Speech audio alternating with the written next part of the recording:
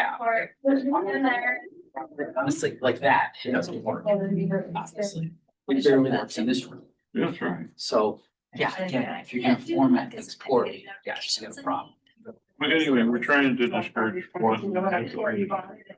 Yeah, to stress today. My daughter woke up and was like, I'm gonna faint. So what kind of You don't screen, think that? what screen? The one who said the tree. Yeah, I know, yeah, it's just thinking. You're not that careful with. Because I don't care what the germs in there. What screen would we use and where would it go? Well, that's, what kind, I mean, what, did you have a old workshop? We have to have a material to shoot So at. there is posters, 4x8 poster boards with mounts that they use for poster sessions. And they're not shiny? No. Some Pretty all dull. the same. So. All right, well, there you have it. But In that world right now. Like, Right here on top. What's up with this? They're on the ground. Today because I was getting, you know, When they want It looks on the gigantic. table. Yeah, but it looks gigantic. I wouldn't know what to do. The monitor can tilt it Okay, back. that's very good. Oh, so how tall are these folks? Oh, they're 4 feet high. Mark, what's the building they're putting up? Yeah, it's kind of tall. One and 3 feet. There's a table. Big crane there. So things, that's why monitor is tilting. They figured. Unless Those you're are massive and they're just. farther It's about a block. Oh, well, I didn't develop one down there also, so there's still like Eshu's building dorms. Require someone. No development, they're still building We students. just have to I don't know. really see what you're I throwing. mean, they must know what they're doing. They feel Your You throw this, it's only about. Your notes and your information were so. Yeah. helpful. And, you know, Well, everything probably about it- more like 10. John really written letters. I thought, But it's not really right on the tables there, you put out a little bit more. Is that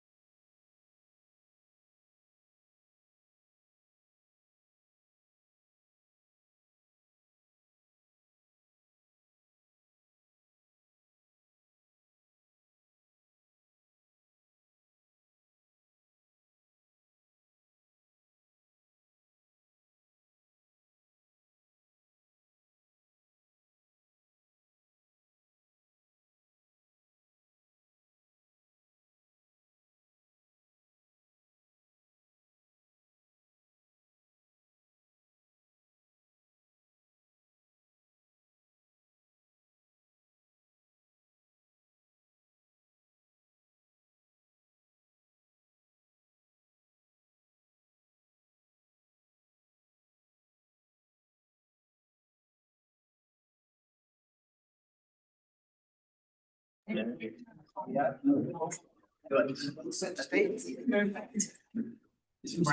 morning, everyone. Welcome to the September 18th Board of Trustees meeting. As our new format, we're going to start out this morning with our committee meetings. We have 3 committee meetings this morning. The governance committee won't be meeting. We'll briefly talk about some of the charter revisions on that and we do have a governance committee business meeting and old business on our board trustees meeting later on. That was that there. Did just want to acknowledge a couple of new people at the table today. Derek Lance is the new DEC appointment. Just Friday, I guess we got the letter that came in. So welcome, Derek. She is Derek is the Region 7 Director of DEC. So Matt Marchos. So Region 7 is the geographic heart of New York State. So we go from Oswego down to Broome counties. Where'd Matt go? Matt Marco? Yeah. Matt Marco is now with Brown and Caldwell. Yep. Engineering In the firm. private sector. Yes. Oh, you Yes. darn. Yes. And you had an interim director for quite a while, right?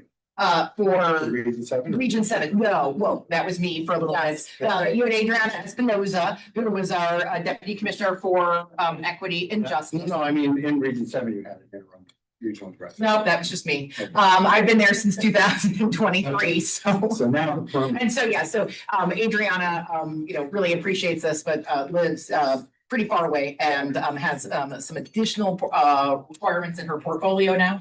And very happy to have the Region 7 Director, which has typically been the Commissioner's designee on ESF. So very excited to be here. Working with you all. Yes. And Thank you. Seth Thompson, who's going to introduce himself in a little bit later, but I just ended one that he's here. Do we have anybody online for the committee meeting at this point?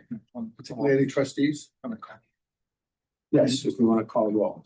Right, so we have two committee members, voting members for the committee at this point. There is some interest in additional committees. The chair's going to talk about that. So Chair Barco here, their co-chair Linda Brown Robinson Here. and Adriana Espinosa, but she's not online. Well, I believe I replaced her, so. Yeah, so Okay, happy. we have to so you'll have to be appointed by the chair on. That at the third board meeting, I guess it's a matter of formality. Formal for now. But informally, yes, you are the. We do see you. And it's, in fact, you. We tried to file. Fairly appointed, as not being a full member right now, because we go through the committee studies. So just very quickly, even though the governance committee is not meeting this morning, I did want to have Evita talk a little bit about, we're not proposing any changes to that committee's charter. But the composition of the committee, it does include Vita DeMarchi as the chair, Rick Fedrizzi, and myself as an ex officio member. Rick, I'm assuming we'll let Vita handle the people that to stay on and any potential new members that you might. I just want to say that as for the governance committee, it would, not everyone on the board has to be a member, but it's probably a committee for everybody. I would urge everyone to attend. Yep. And help set agenda items for the coming year. I mean, typically it's been to us review our bylaws, which we did. And I was proposing to just do it on an annual or semi-annual basis. So at our annual meeting and then a midway through. So just 2 meetings. But if we have agenda items that we want to tackle, we can, please send me that information. Or if you wanted to participate, you can be either a committee member or just attend. I think on behalf of all committees, it's really great for the full board or anyone else to join those committees for full information, because that's where the deep dive conversations are. And that was our intention of moving the committee meetings to be before the board meeting, since we're all here. So that would be that. Chair Barco, I forgot to mention, so I'm going to pass around the sign-in sheet for everybody that is not a voting member. If you could, everybody sign this. We're going to do this for each one of the committee meetings and for the full board. So the board members don't have to sign? No, because we already have them in the record. And is there anybody else that has an interest besides Rick and Vita to be on this committee or? Yay. Yes. Me. Right. Charity read the bylaws, so. That's what I like to do, John, you know this. No, that's okay. We're fine. And we have a requirement that there's 2 board members on the committee. I'd like to be there. Well, Yeah, you're the senior deputy, right? Dan, that's great. I know you expressed the interest to be on all committees. If you want to, that's fine. That's a lot. I don't want to overburden you with committee responsibilities, but As many as I could. I know we definitely would like you to be on the diversity, equity, and inclusion and the finance committee, because those are the most pressing committees this year.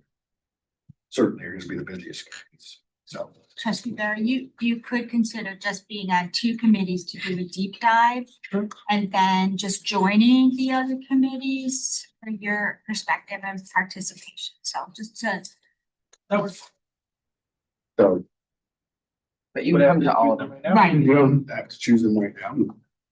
I mean, I would like, DI and finance. Okay, Sorry. that's fine. Okay.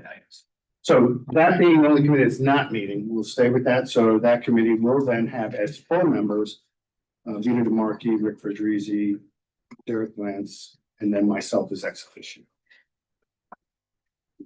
No change to its charter. All right.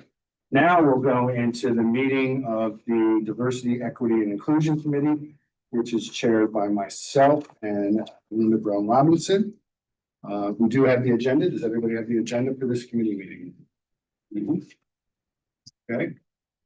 There are extra. Do we want to do a roll call for each one of the committees? Yeah, but I already did that. Yeah, so, yeah. It was an extra if we need. I think there's extra. You're welcome. Okay, with that, I'd like an approval of the agenda. This. We have a second. Any changes to the agenda? There being none, all those in favor of the agenda signify by saying aye. Opposed? Approval of the minutes from November 28, 2022. This committee has not been meeting a lot because we really didn't have a chief diversity officer.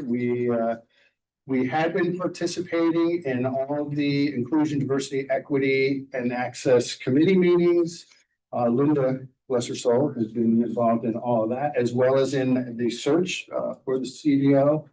And that pretty much took up most of the work of the committee that was ongoing. We do have every intention to get this committee back active again, but in terms of the minutes, they were from November 28, 2022. Does anybody have, it could be just Linda and I that were there, any changes or comments on the agenda? I'll take a motion to approve them. Just you and me. I'm sorry. Approve the minutes of November 28, 2022. I'll second. Any changes? Minutes for the, I'm so sorry, are there minutes for this committee? In my packet, I got a lot of stuff, but not the minutes for the committees. They should have been. Okay. included in the email. Okay, I'm so sorry, then, I don't know, I have a lot of things, but that's not it. So, thank you. They were disseminated. Okay, This thing shouldn't get the minutes. so, Is that in the full packet? Do you have them? Nicole? I have the I other think I ones. saw them. Okay, great, thank you, thank you, thank you. Okay, Did you want to look at them for a minute? no, Okay. no, that's fine, so it's just, I just wanted to make sure I knew I was following along, Are so. there any changes to the minutes of November 28, 2022? There being none, all in favor? Aye. Aye. Okay, approved. Okay, reviewing the committee charter and history. So, Linda, do you want to take a quick look at the charter? Oh, you have that for you? Linda, do you need it? I need these first. Okay. Sorry, I'm a little bit not focused. John, what am I looking for? The committee Oh, charter. Yes, I think when we last circulated this around, we didn't really have any changes to it. Pretty I broad. think you're right. But on this one, it was then looking at the members of the committee, which the board of trustee members were you and myself as chair, co-chair, and Adriana Espinoza, board member. we had an extremely large community membership and other members. We did. My recommendation is we don't go that route yet. And we look at what Seth wants to bring to us. Going forward with that. Because we're so new with the new CDO at this. Don't know where we feel on that, so we can have that conversation. I think so. But I'm kind of saying, let's not do too much right now and see what Seth has for a vision and bring forth. Okay, I'll yield. But in terms of the committee structure, I know Dan has indicated a strong interest in it. Well, Adriana wanted that, and it's assumed you're gonna want to continue on this committee, so I'd almost say let's stay there for now. And then see where we go. With Seth, because you and I haven't had an opportunity to really sit down in detail with Seth. The idea committee, and they see things going. And figure out how we're gonna get engagement across the campus community as well as the larger community. I think we should do that sooner rather than later. Agreed. So, but at this point then. We'll do these committee assignments now, or can we get? So we'll set the committee with John Bartow, Linda Brown Robinson, Derek Glantz, and Dan Vera. Question, I'm so sorry, point of order. Okay. I have so many pieces of paper here, but you indicated that there was like a directive of the committee. I Yes, there don't should see be a. that we're in that. The last 2 pages of my minutes were that. Oh, okay, okay. I don't know if you have. The last See that pages. where it summarizes, it should say After the the committee, the membership, the charter is what we were. Well, I'm at the trustees. Go from the back. Oh, in the, Yeah. That next page. I'm so sorry.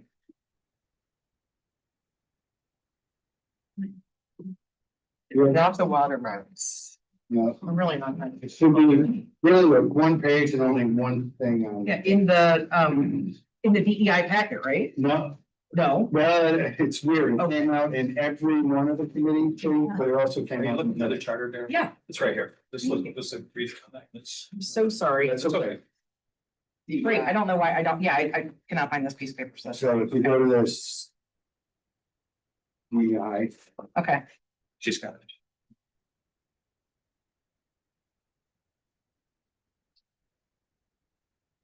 okay, and so.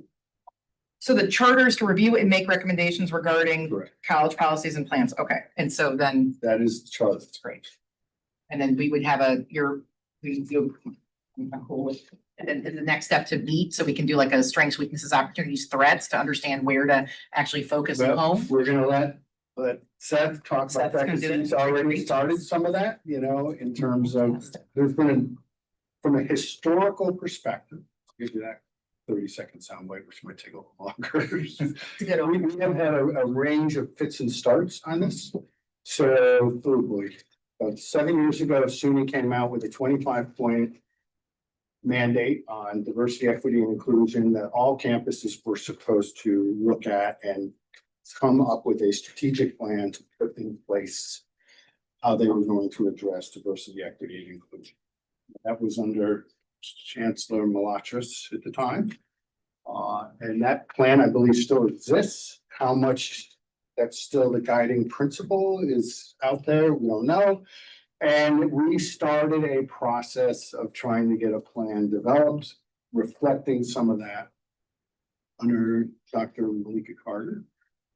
That plan never fully got vetted out, and I don't know if we have all the documentation that was with that. A lot of it got lost. We never saw a plan come out on that. Wasn't a plan. Well, not to be critical. Then President Mahoney came forward and said, we gotta get a plan. And we started the process again. And we under CDO Danushi, and we didn't get a written plan. We got pieces of a plan. But we've been looking to say, as you would say, where's our strength, weaknesses, opportunities, and threats? Where's our goals and objectives? Where are we setting our priorities, and where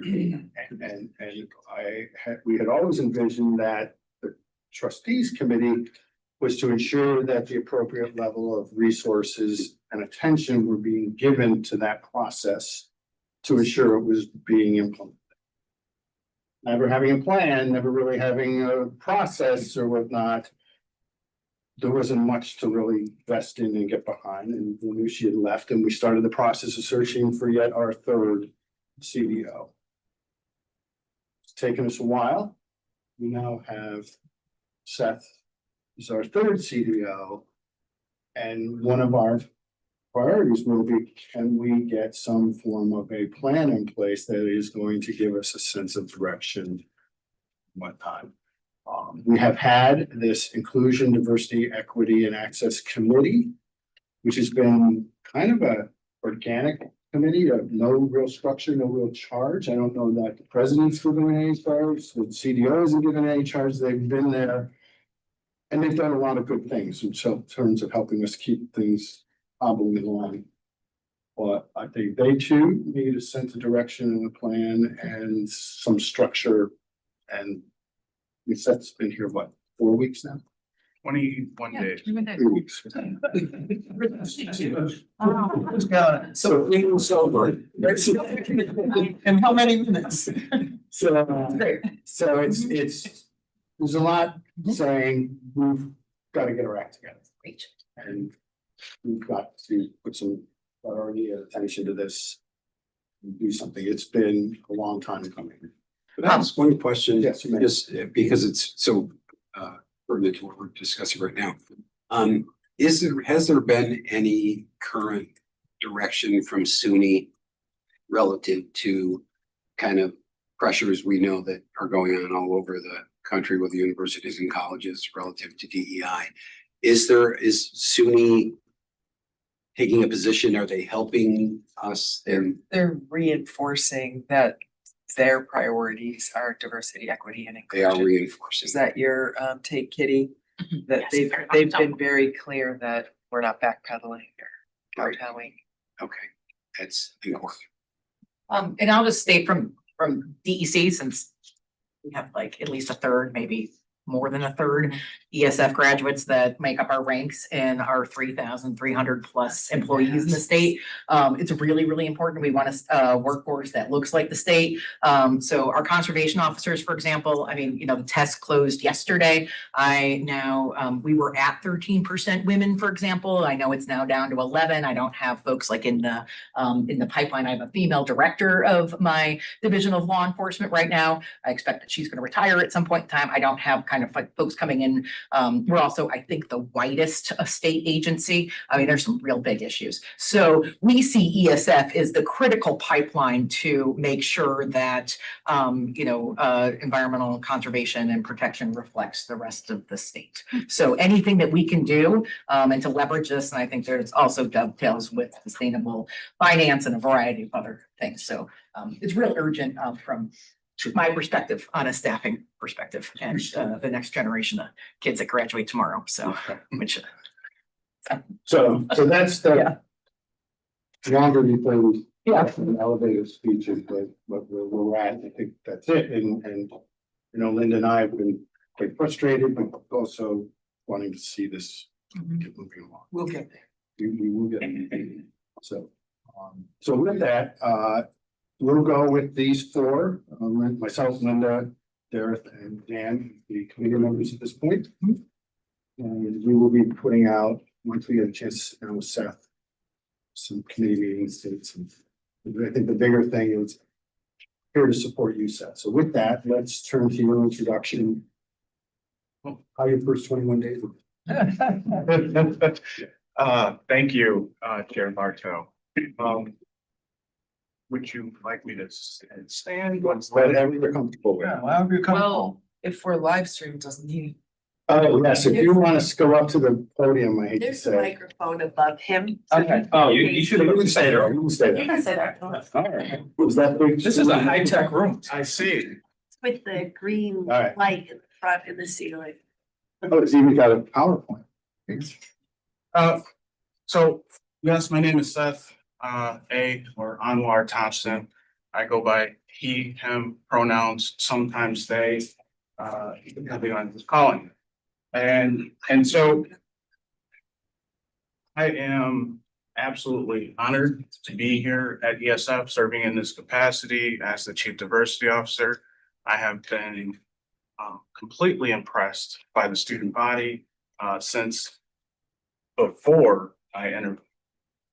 And it continues to amaze me. Just yesterday, I was in the library, and what a bustling place, unlike so many campuses across SUNY. And I've been on SUNY campuses for about 25 years professionally, 30 altogether as a student as well. And so this is like any other campus I've been on. It's a really special place. The mission of the campus feeds my professional practice. And so I'm really excited about that. So that's the biggest part and takeaway, I would say, in the past 21 days, my experience here. As I mentioned, I think I've mentioned, I'm a Syracuse native. Grew up right here on the southwest side of town. And the one thing that you learn growing up on the southwest side of town is to be scrappy. You deal with, at least at the time I was growing up, you deal with a lot of difference, challenges, and harsh environments. And so that's where I come from. However, I attended Bishop Blood in high school on the far west end of town. And it gave me perspective of society in a way that I didn't initially realize. Bishop Blood is a PWI, or predominantly white institution, at least at that time, and still is as of today. And it gave me an idea of what access, equity, and inclusion was really about. Because at times it was functioning rather well, and at many times it wasn't. But it gave me the perspective, certainly, of how people aren't being able to have a whole lived experience because they didn't have access, or they didn't have the equity that was needed for them to thrive. And so that's fueled my understanding and practice to this day.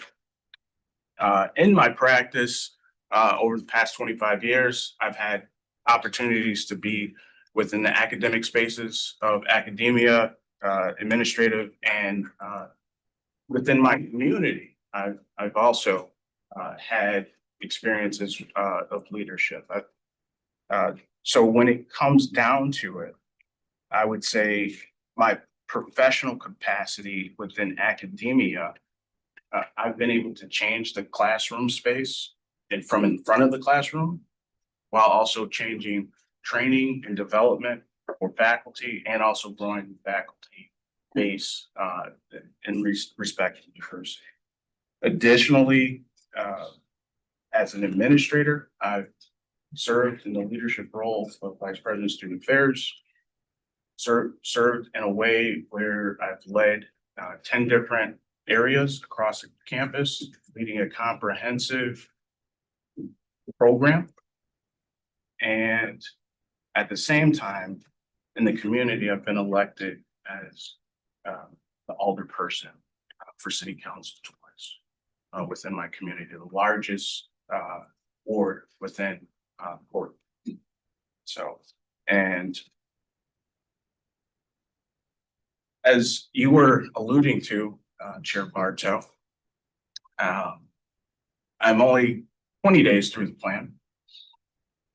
I have 120 days more through is what I've constructed as a 120-day plan for me to get my feet on the ground and the understanding of what it is that we're really looking at here for ESF when it comes to terms of what's needed here on campus for our students and our faculty and staff, and to serve the mission of the campus.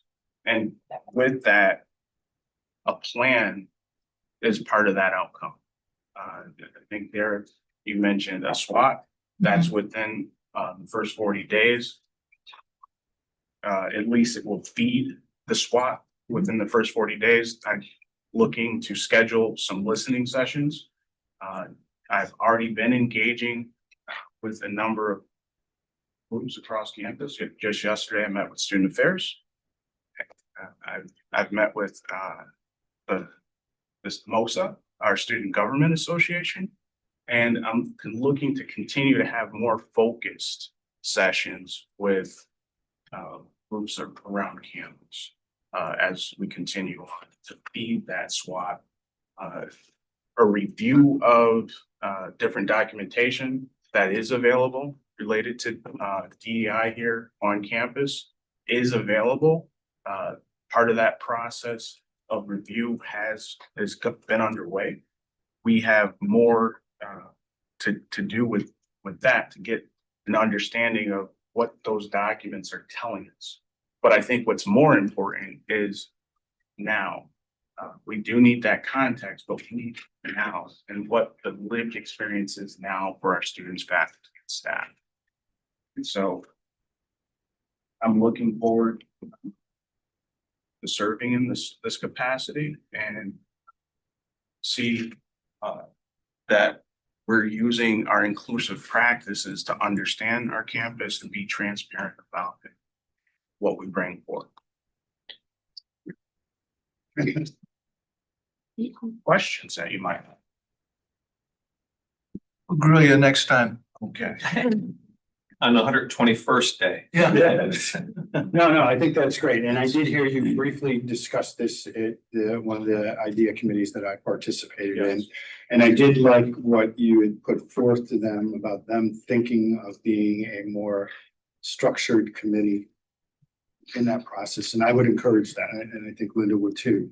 That do we think of that idea committee in some shape or form becoming more of a formal advisory entity to you and to this board and to the president?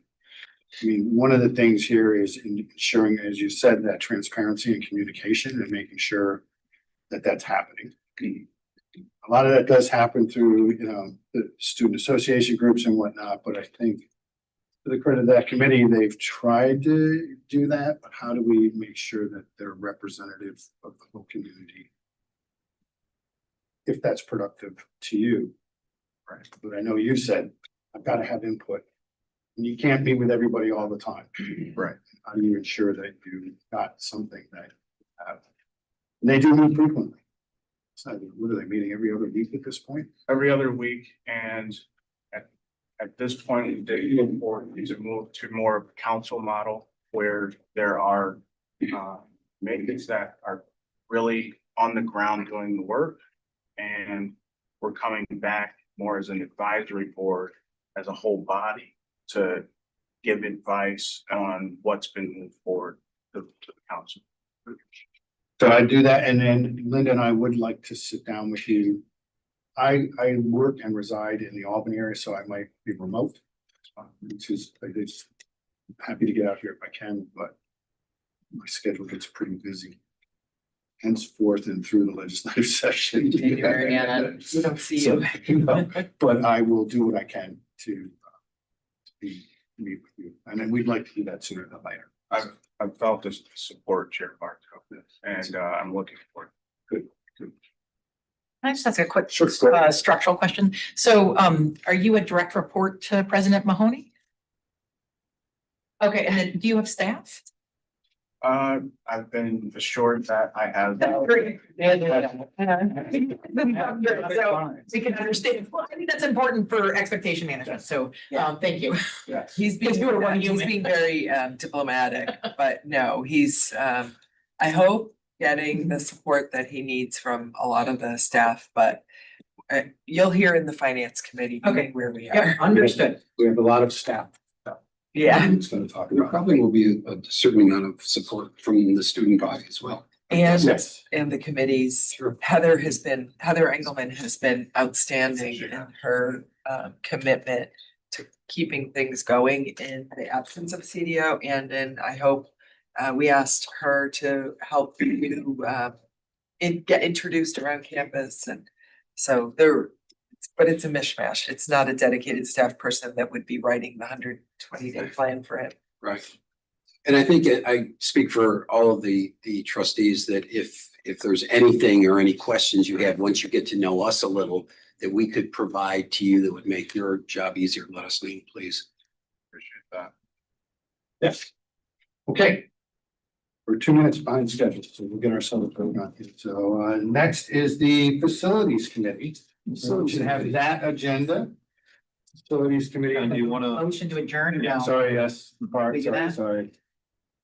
For the formalities, you don't have any old business, is there any new business for this committee other than we're looking to set up that meeting? A motion to adjourn. What would it be? How do I motion second? We'll adjourn at 10:03.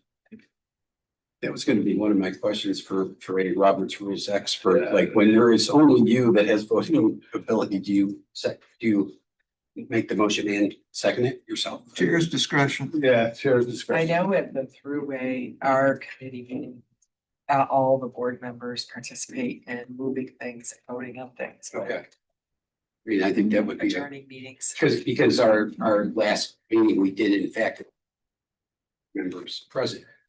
So, but only OJ was the only other voting voice along with myself, so. Currently, we only have 2 committee members. Yeah. So it is appropriate, but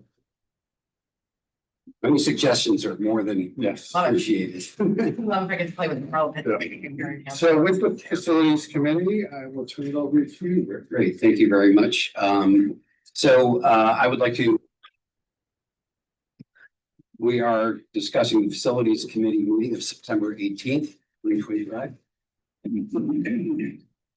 And we have our first rule of order is to approve the minutes. we should do a roll call, for the committee. I'm here. Okay, I think, John, are you, I'm ex officio.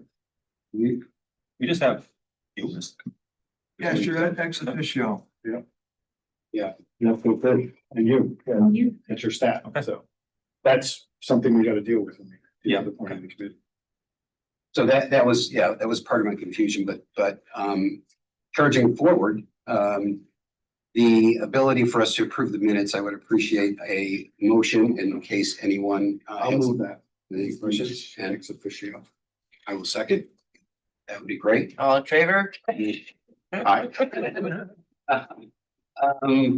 On the committee charter, and then the committee charter is actually part of the ongoing discussions of this committee, because from the very beginning, we have had questions relative to the role of the committee, but mostly in the idea that we are that we have a certain list of responsibilities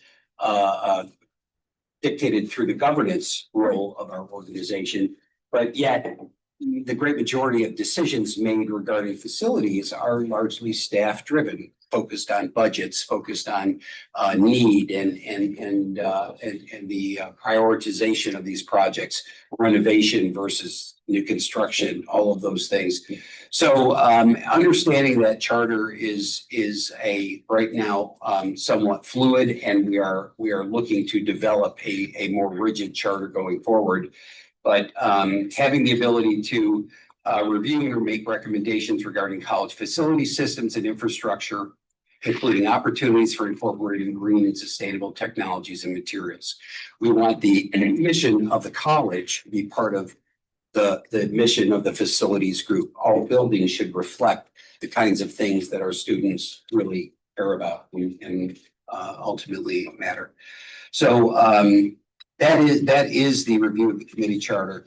We are looking at some elements relative to and John, the ed law, education law, that's the SUNY.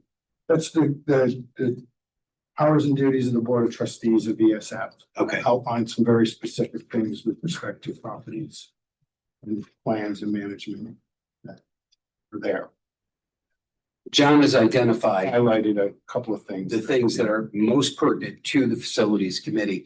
And some of these things are, they've been really institutionalized, making regulations governing the care, custody, and management of the lands, ground, buildings, and equipment. I mean, those naming the buildings and the grounds, those are things that have been part of the process of the college for forever. Review of all major plans ahead of such institution are the kinds of things that we have done regularly with President Mahoney and the staff as new buildings are having major renovations or gut rehab. There are some things we talked about relative to looking at exploring further with the charter, things related to research and experiments that would be pursued in the college and in the degrees of the students that can these buildings and facilities become living laboratories for those kinds of things that we're doing.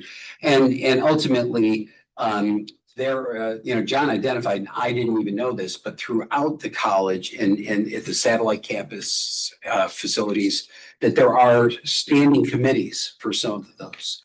And really, I think this facilities committee, as a part of the Board of Trustees, should understand where all of those little, whether they're a task force or a standing committee, what they are, who's involved, what their charters are, and how they affect the overall performance of this college. So I think that will be one of the next priorities that we have to really assess where we are, where these smaller, I don't want to call them formal committees, but I would call them task forces at the local level are and where they play into this.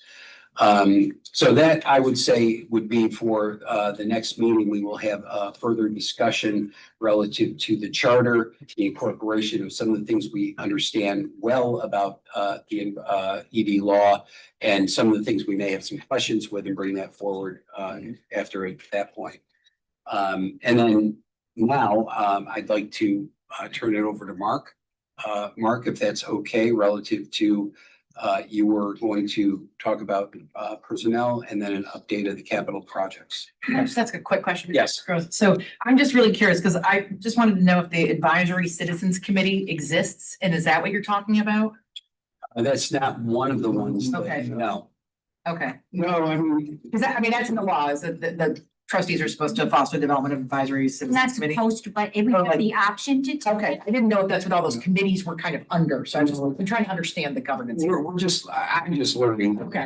There at some of the satellite facilities, there may be a subcommittee relative to that satellite. Yeah. Specifically, and what their mission is and what they talk about and what information they have would be critical to what we're trying to roll up. I see this committee basically as an umbrella that can have all that information, under it, and ultimately it becomes, first and foremost, it becomes a priority and a tool for President Mahoney and her team to even have better decision-making opportunities as a result. Do those groups meet right now? Yeah, I think not always. so. They're basically, we'll get into a deeper list. That's what Rick's saying, at the next meeting. But basically, they're like the Discovery Challenge group that was put together, remember, to look at the satellite properties. So this informal task force that was created that had a distinct beginning and end. There's another group, I think, that was formed that was co-chaired by 2 faculty members to look at the satellite properties. Is there a Newcomb facilities group? No, the only one I would. Ranger School no, facilities? say like No, the only other one is the Library, forest property. Forest Properties Advisory. Yeah. But there's an informal Cranberry Lake that kind of gets together, the environmental biology gets together. Absolutely, we should. Just She's understanding what they are and what they're doing. You shared with me the forest properties group wanting to have a discussion with you. And great, at that point, it was shared that, that property was formed to advise the president of the Board of Trustees. Oh, right, the email. I never Right. have From seen Renee. the forest properties group come to the Board of Trustees before, although they're here. Yep. Some of them. With these other staff. And They've never come to say, here's our plans, this is what we're doing, this is how we're doing things. And it surprised me. I don't know if you knew about it. Yeah, and have, Yeah.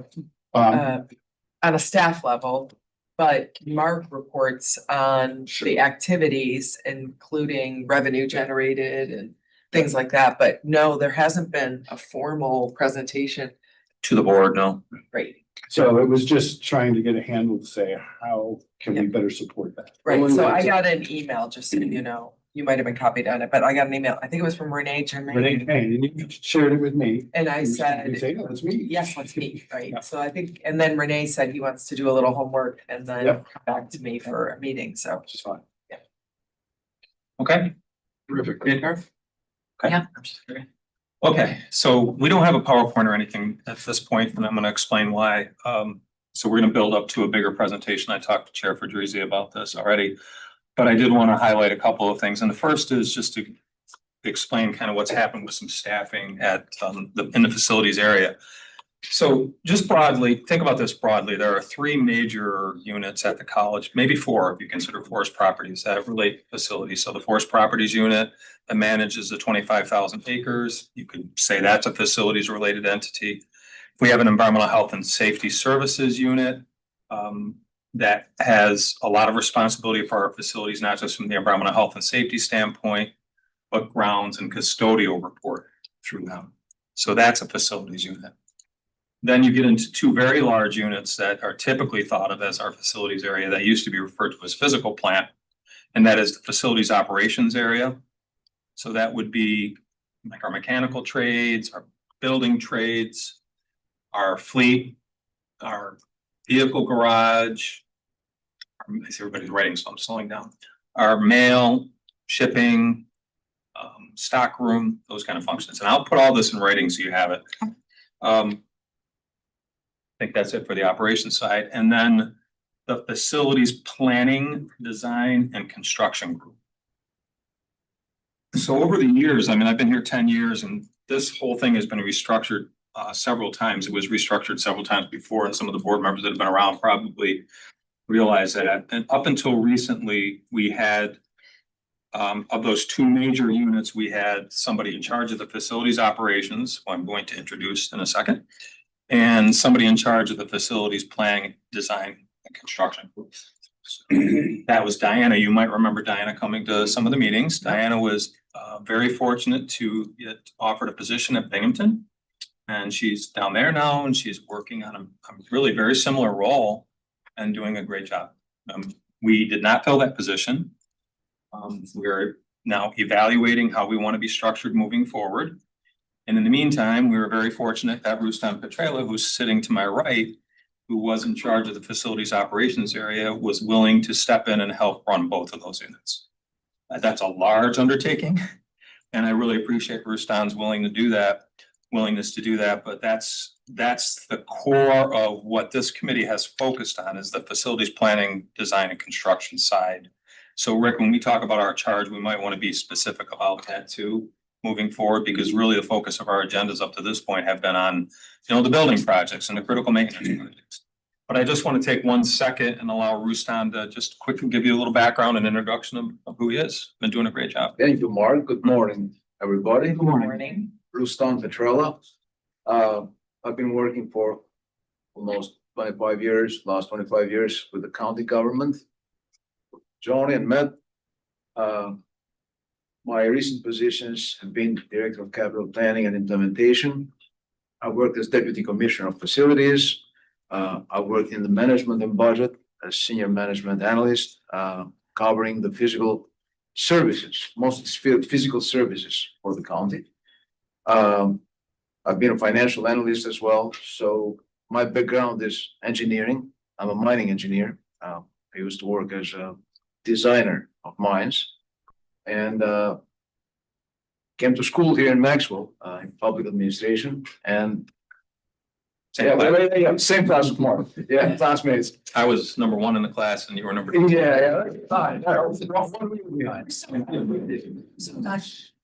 So, Yeah, 3 SU people over there. the engineer with financial background put me in a position to understand both worlds. I appreciate the trust that the president and Mark put in me to give me both roles, and I'll do my best to justify this trust. You have to talk a little bit about your Albanian. Oh, that's a long story. Yeah, but I'm not talking, don't make it a long story, but I think you need. So, the first 30 years of my life was under a very oppressive dictatorship. It was a communist dictatorship. I started working there as a mining engineer. I mean, my first year were under that dictatorship.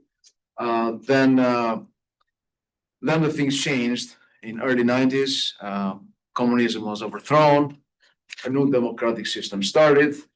It was 10 years, very dynamic situation, very dynamic transition. I worked in the government for those 10 years.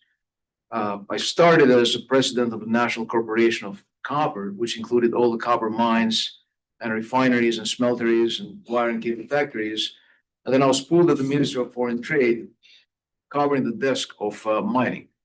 So my job was to bring the foreign investors in the country who invested in mining. And then I worked as chief of staff to the prime minister, to the. Oh, by the way, I mean, he buries that lead and all of that. You're being modest. And then I worked for two more prime ministers as director of Department of Public Administration, which was in charge of public administration reform. Was a big reform. We inherited the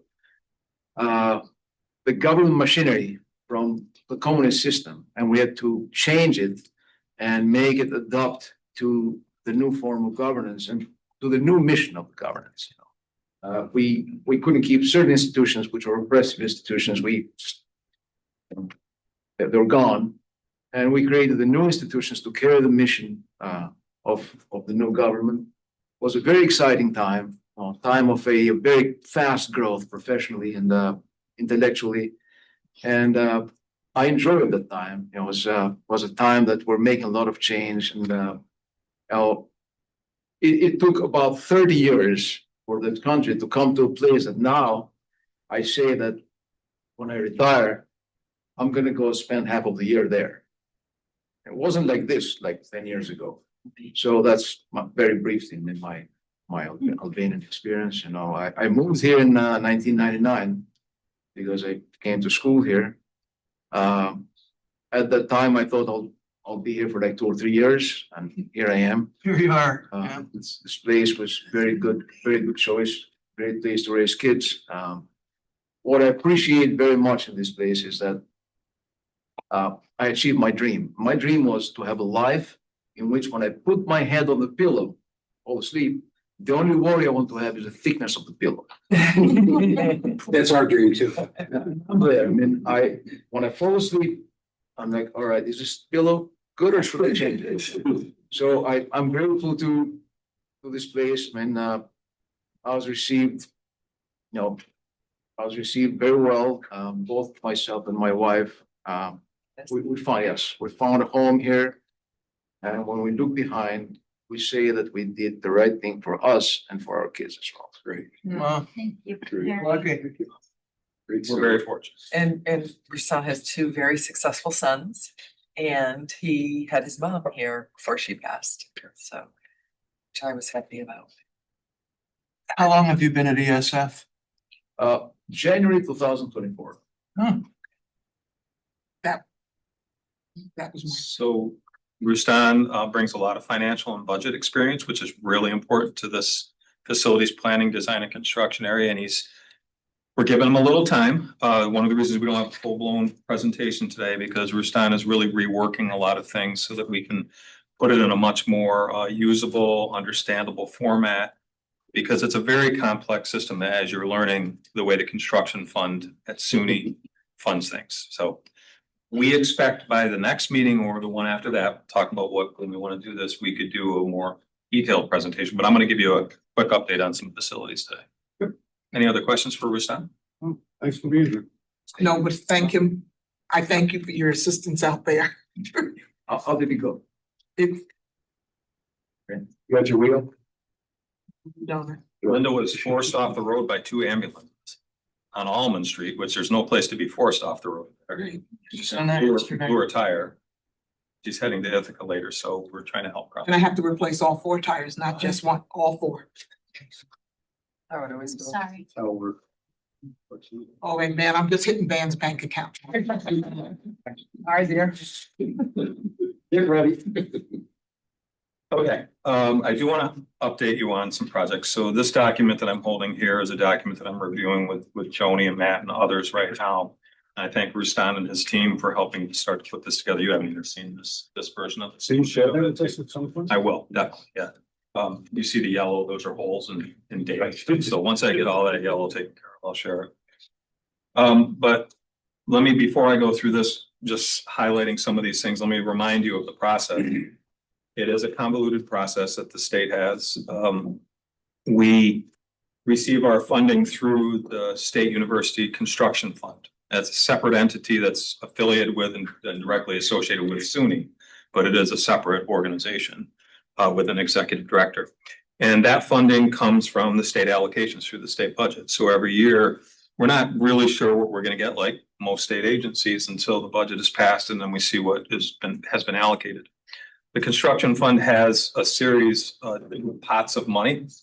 One is called critical maintenance funds, and those are allocated to the campuses based on a formula that has been around for a long time, and it's a formula created by the State University Business Administrator Organization, SBOA. So the SBOA creates a formula. All SUNY institutions that help figure out what the ratio of funding will be to the institution. So being that we're a relatively small institution, we would get an allocation from the critical maintenance funds that would be smaller, say, than Albany's would be.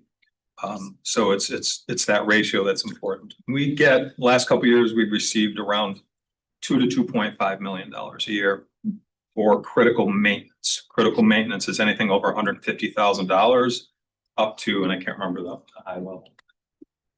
It sure helped us.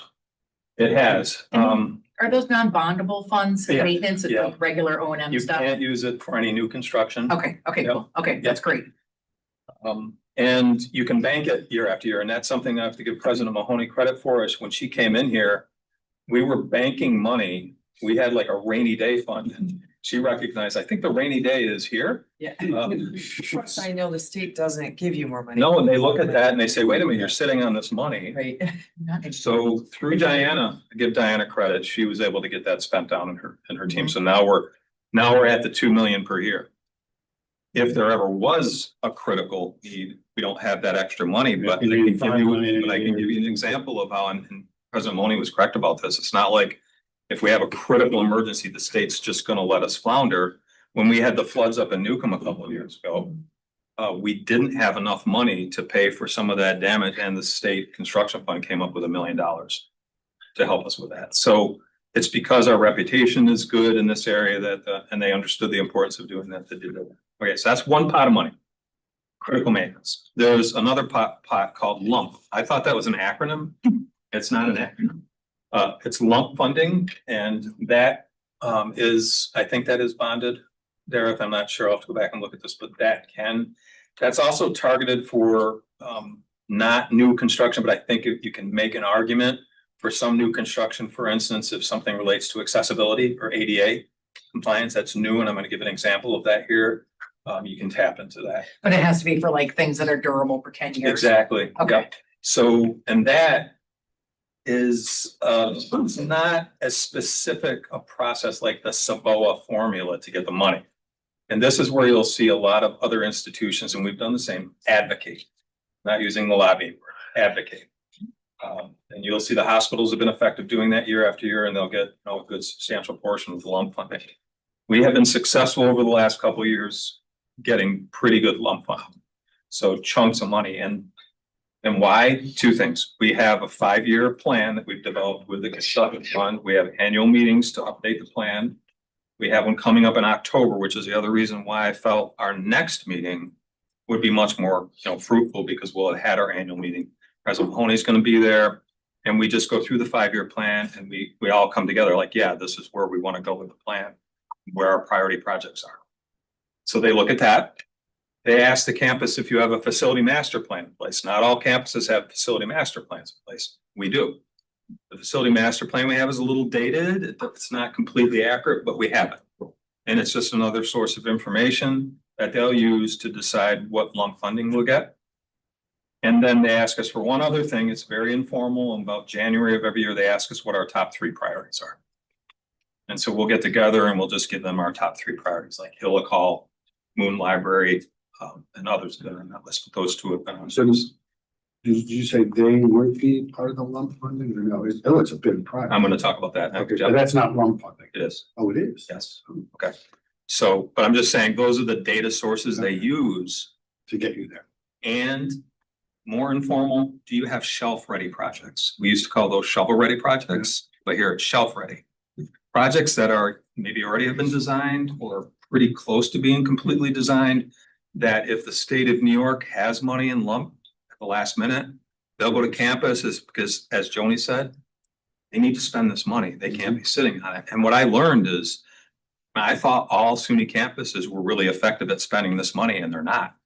So you'll come about this time of year from October to January, there'll be money in lump that was supposed to be allocated to, say, Oneonta.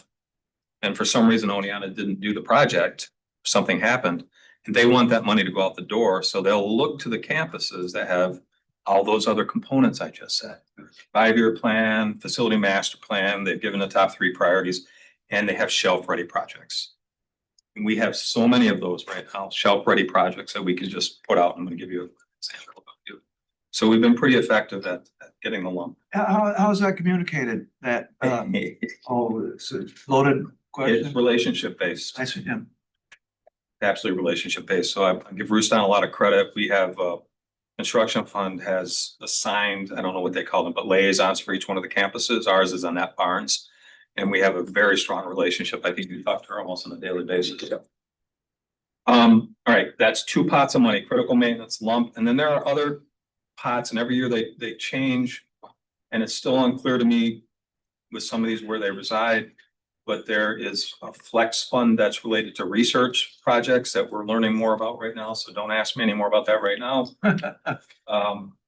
There is apparently money, as I just mentioned to Dareth, related to ADA and accessibility improvements.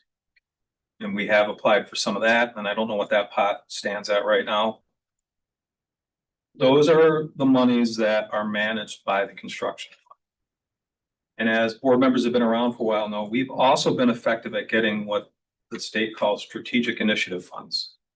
These are basically legislative funds. So say we went to Senator Betty Little in the North Country many years ago for a project at Newcomb, and she put legislation through to provide funding for something like that. So we've been successful at ESF with getting that type of funding. Something Magnarelli asks a lot, is there anything you need? When we get that kind of funding, or there's special funding pots like, I can't remember the name of it, like the 2020 funding that was related to labs and growth. So the state will have various initiatives that come up that might be grant related that we'll go after. But if we're successful getting that money, the construction fund still manages it. So that would then go through the construction fund process of how it's managed and allocated to us.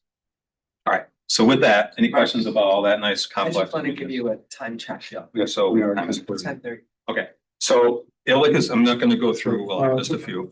Illick is moving forward. I think, there's been kind of rumors out there that we're like not moving forward with projects. Things are moving forward. We're very successful with moving forward.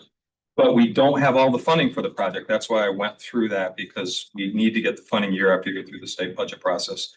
But that planning is continuing right now. Stakeholder meeting, schematic design is expected in November, with a construction target date of November of 2027. That project is going to be the largest project in the history of November. November of 2027. So we're working up to that by doing a number of enabling projects and thinking about how we're going to move people out of it. It's going to be a phased project. The whole building is not going to be done at once. So we need to move people out of the west side first. Then some of those are going to go to other places on campus. Then when that's done, people from the east side go to the west side. And yes, it's going to be complex. Yes, there's going to be noise. Yes, there's going to be dust, but we're working through how to mitigate it. I alluded to the ADA project, which is we call it the Stadium Place Shelter and Elevator Building. That is going to be on Stadium Place down by Centennial Hall, where our buses go right now in the weather to pick up students for classes and research, athletics. It's just a basic building, but there's going to be an elevator there, and that will help bring people up from that level to the next level of campus and basically make almost the entire campus accessible. One part of campus that will not have accessibility still is Frey Hall, but we're working on that. So that is going to go to construction bid in February of 2026 with construction plan for spring of 2026. And we need to still acquire all the funding we need for the project, but it's still moving forward. And then just a couple of major projects that are related to enabling. We're going to be doing Baker Hall West. We've got the design going for that. We need to advocate for the construction funding for that. Walters Hall is going to have a huge part of the enabling projects, people moving from Illick and some of the spaces in Bray. So again, I'm not going to go through all of these. There's all kinds of projects happening in some of the satellite properties and a lot of minor projects that are really important to us. One that the president has, it's not minor, one that she has highlighted as a major priority is a major security upgrade, safety upgrade for the main campus. This will add video surveillance, video coverage, not surveillance, video coverage in areas of the campus that are blind spots right now. And it will provide card access for all of our doors that we don't really have some doors with card access right now. That's gonna happen soon. I just want to ask, Mark, what's the Baker project? That would be, we call enabling or surge. So the west end of Baker is gonna be redone so we can bring some of the people from Illick over into that space. Oh. Bring up the Illick space. Oh. So much more to say, but I think it gives you a flavor for where we are. Absolutely. Okay. So just in closing this committee, because I know we're gonna get to finance, and Johnny's got a forward for us finance. The committee is composed of Rick Frigisi as chair and then me as ex officio. I was wondering, Dan, would you be interested in being on this committee? I've talked to Rick about this and I'd be very interested. Yeah, great. Is there anyone else that would be interested in being on this committee? I'd be interested in. So that gives us well, 3 members of that ex officio, this is sufficient. And again, we're gonna keep our committee meetings as in advance of the board, so everybody can participate. Many of our committee meetings, they don't really make decisions, they make recommendations. And it's the full board that makes decisions that go on, so they're not. Not like you gotta be on the committee if you're gonna make the decision, you, the board members are ultimately gonna make the decisions. Very good, we'll go with that, if that's good with you, Rick. Could you please sign in that sign-in list, maybe the next page, somebody write on the top of the facilities committee. There's a second page there, if you, Tom, if you would just write facilities, sign it. And I will make a motion to adjourn. And I will second it. I can do that, I can do that. You can tell you, I can do that. Adjourned at. And. Late, it's go into this meeting and I'll just quickly do some things of.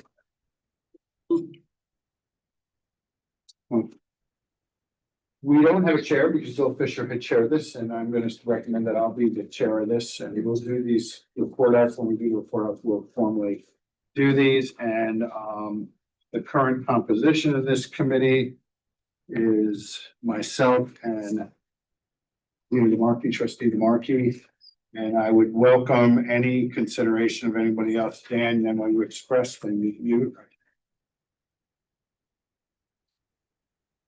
Is there any other board member that would be interested in there?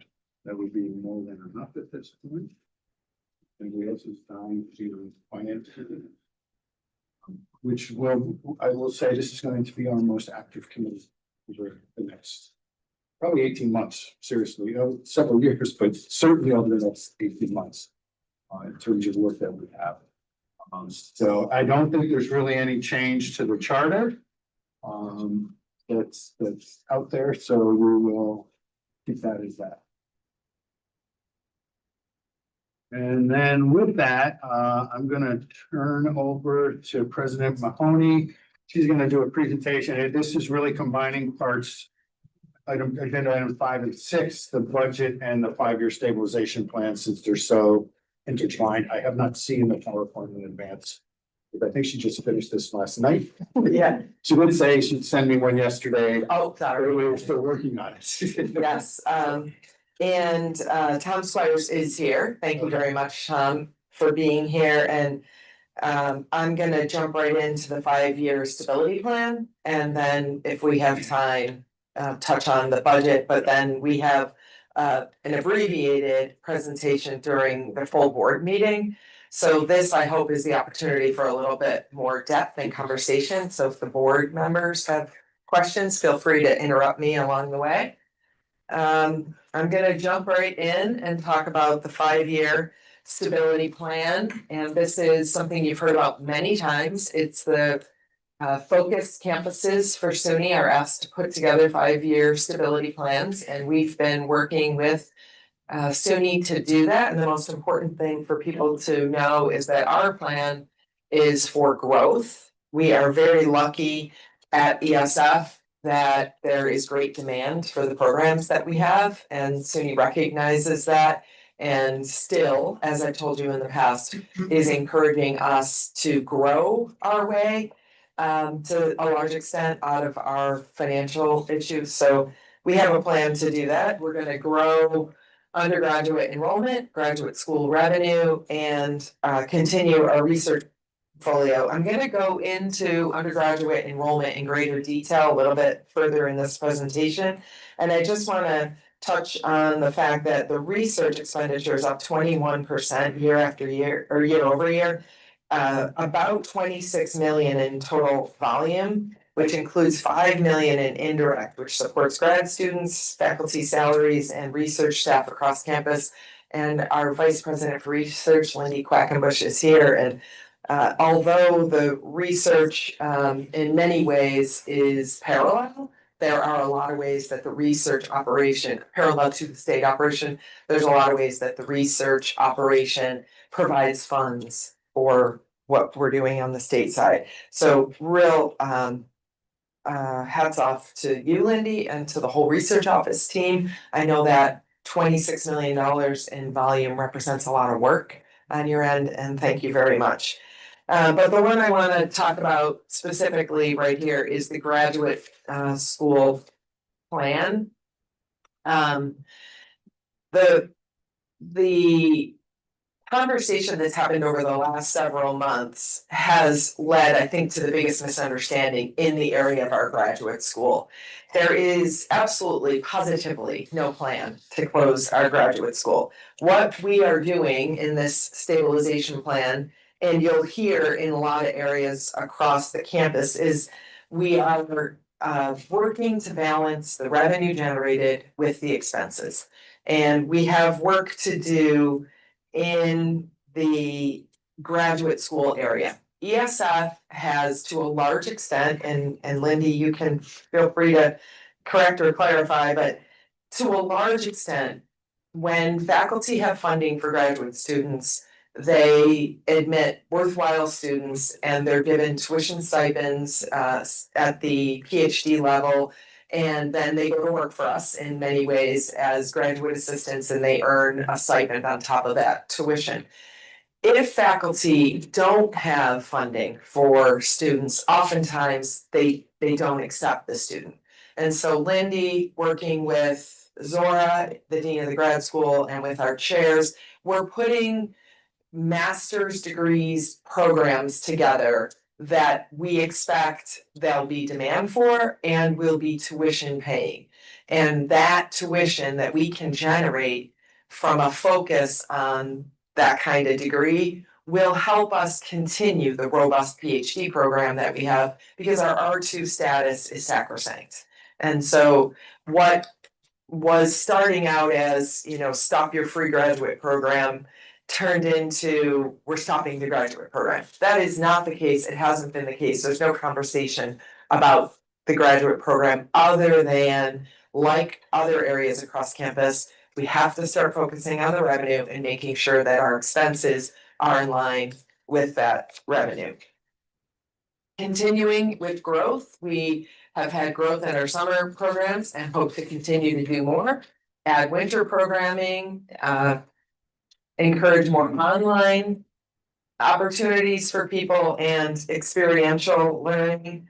And so the 5-year stability plan that we've been working on with SUNY, This, as Matt Malay will tell you, is fed by about 14 tabs. And I put this here because I want you to see the level of detail that we've been working with SUNY on.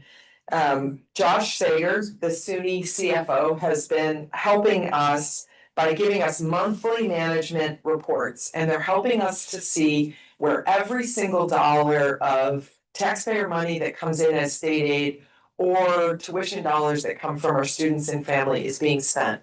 And it's giving us the opportunity to say, are we using those dollars to the highest and best use in fulfilling the mission here at ESF? And are we being as careful and efficient with the dollars that we can? It's a healthy exercise for us.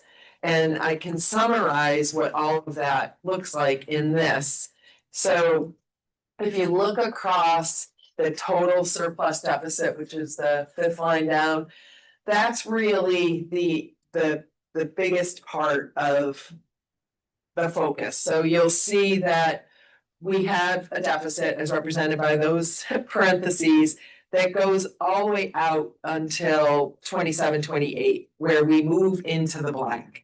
That was the direction that we got from SUNY, was that we got our expenses and our revenues in balance by the 27, 28. And we've done that, and I'll talk in more detail about how we've done that.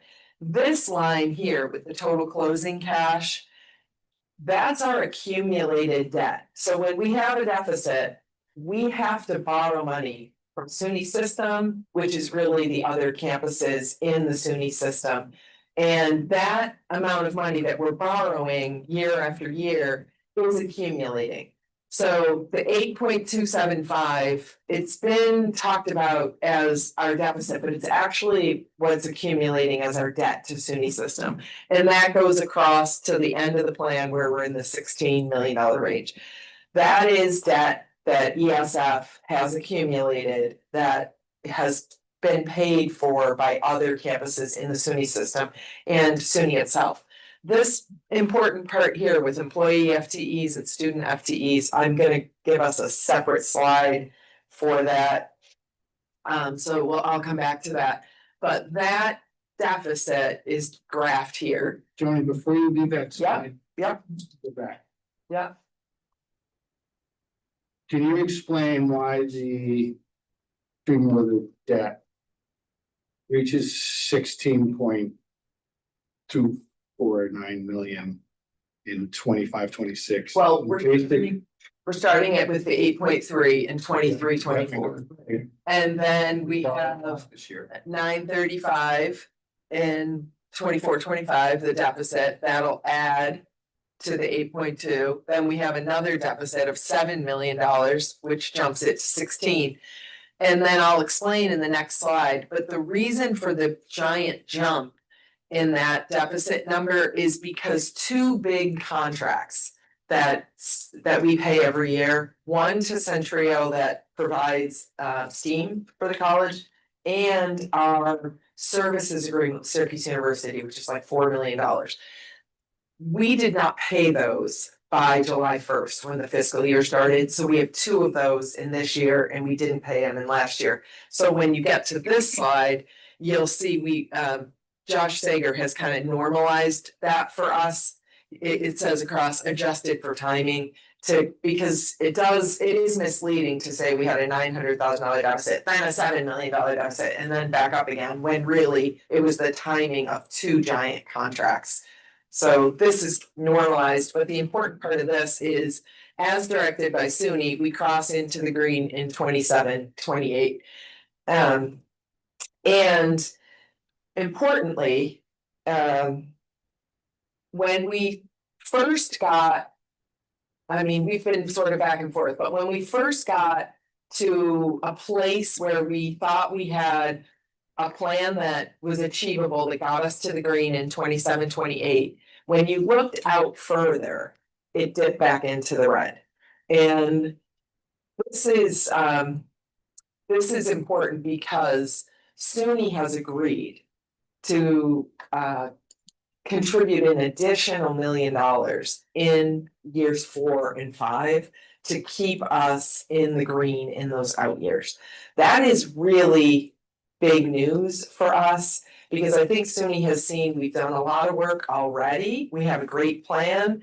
But to help us keep that green position after we got to it in 27, 28, SUNY has said, put $1 million in each of those last 2 years to ensure that the college stays in the green.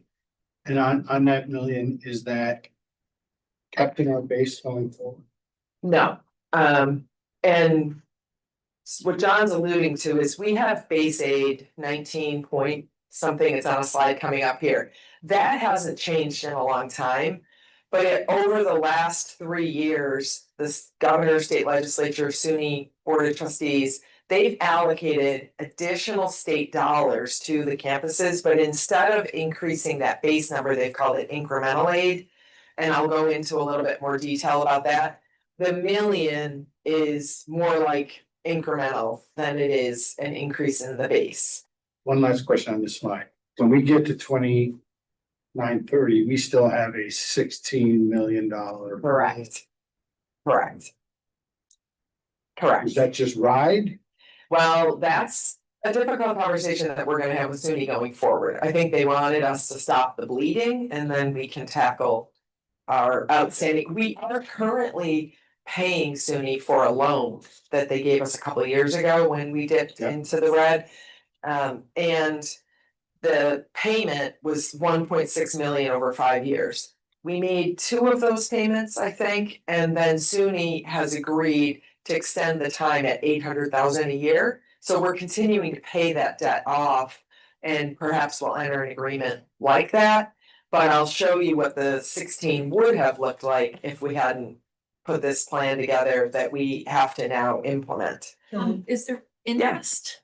Yeah, pardon me? Is there Yeah. interest? Well, there was interest, but I think, Tom Squires, did you say that SUNY is not charging us interest right now on that? I think they've stopped charging the interest Yeah, so and they're just taking the flat 1.6 It's only principal that we have to pay? right now, right now. Right, for the time being. Linda, That was half of my question. okay. And the other half is, do they ever excuse it? Well, that is a conversation for another day, but they've been very generous in adding new revenue and in allowing us to take more time to pay the debt we already have. And we haven't yet talked about what we're gonna do with the outstanding debt when we get done. But wait till you see what would have happened with that number if we had just continued business as usual. All right, so some of the plan goals, the stability plan. This is very important, again, because I want to be clear with people that R2, let me just read it. The goal of this 5-year stabilization plan is to ensure the continued financially sustainable operation of ESF as New York State's premier R2 Carnegie ranked leader in environmental teaching and research.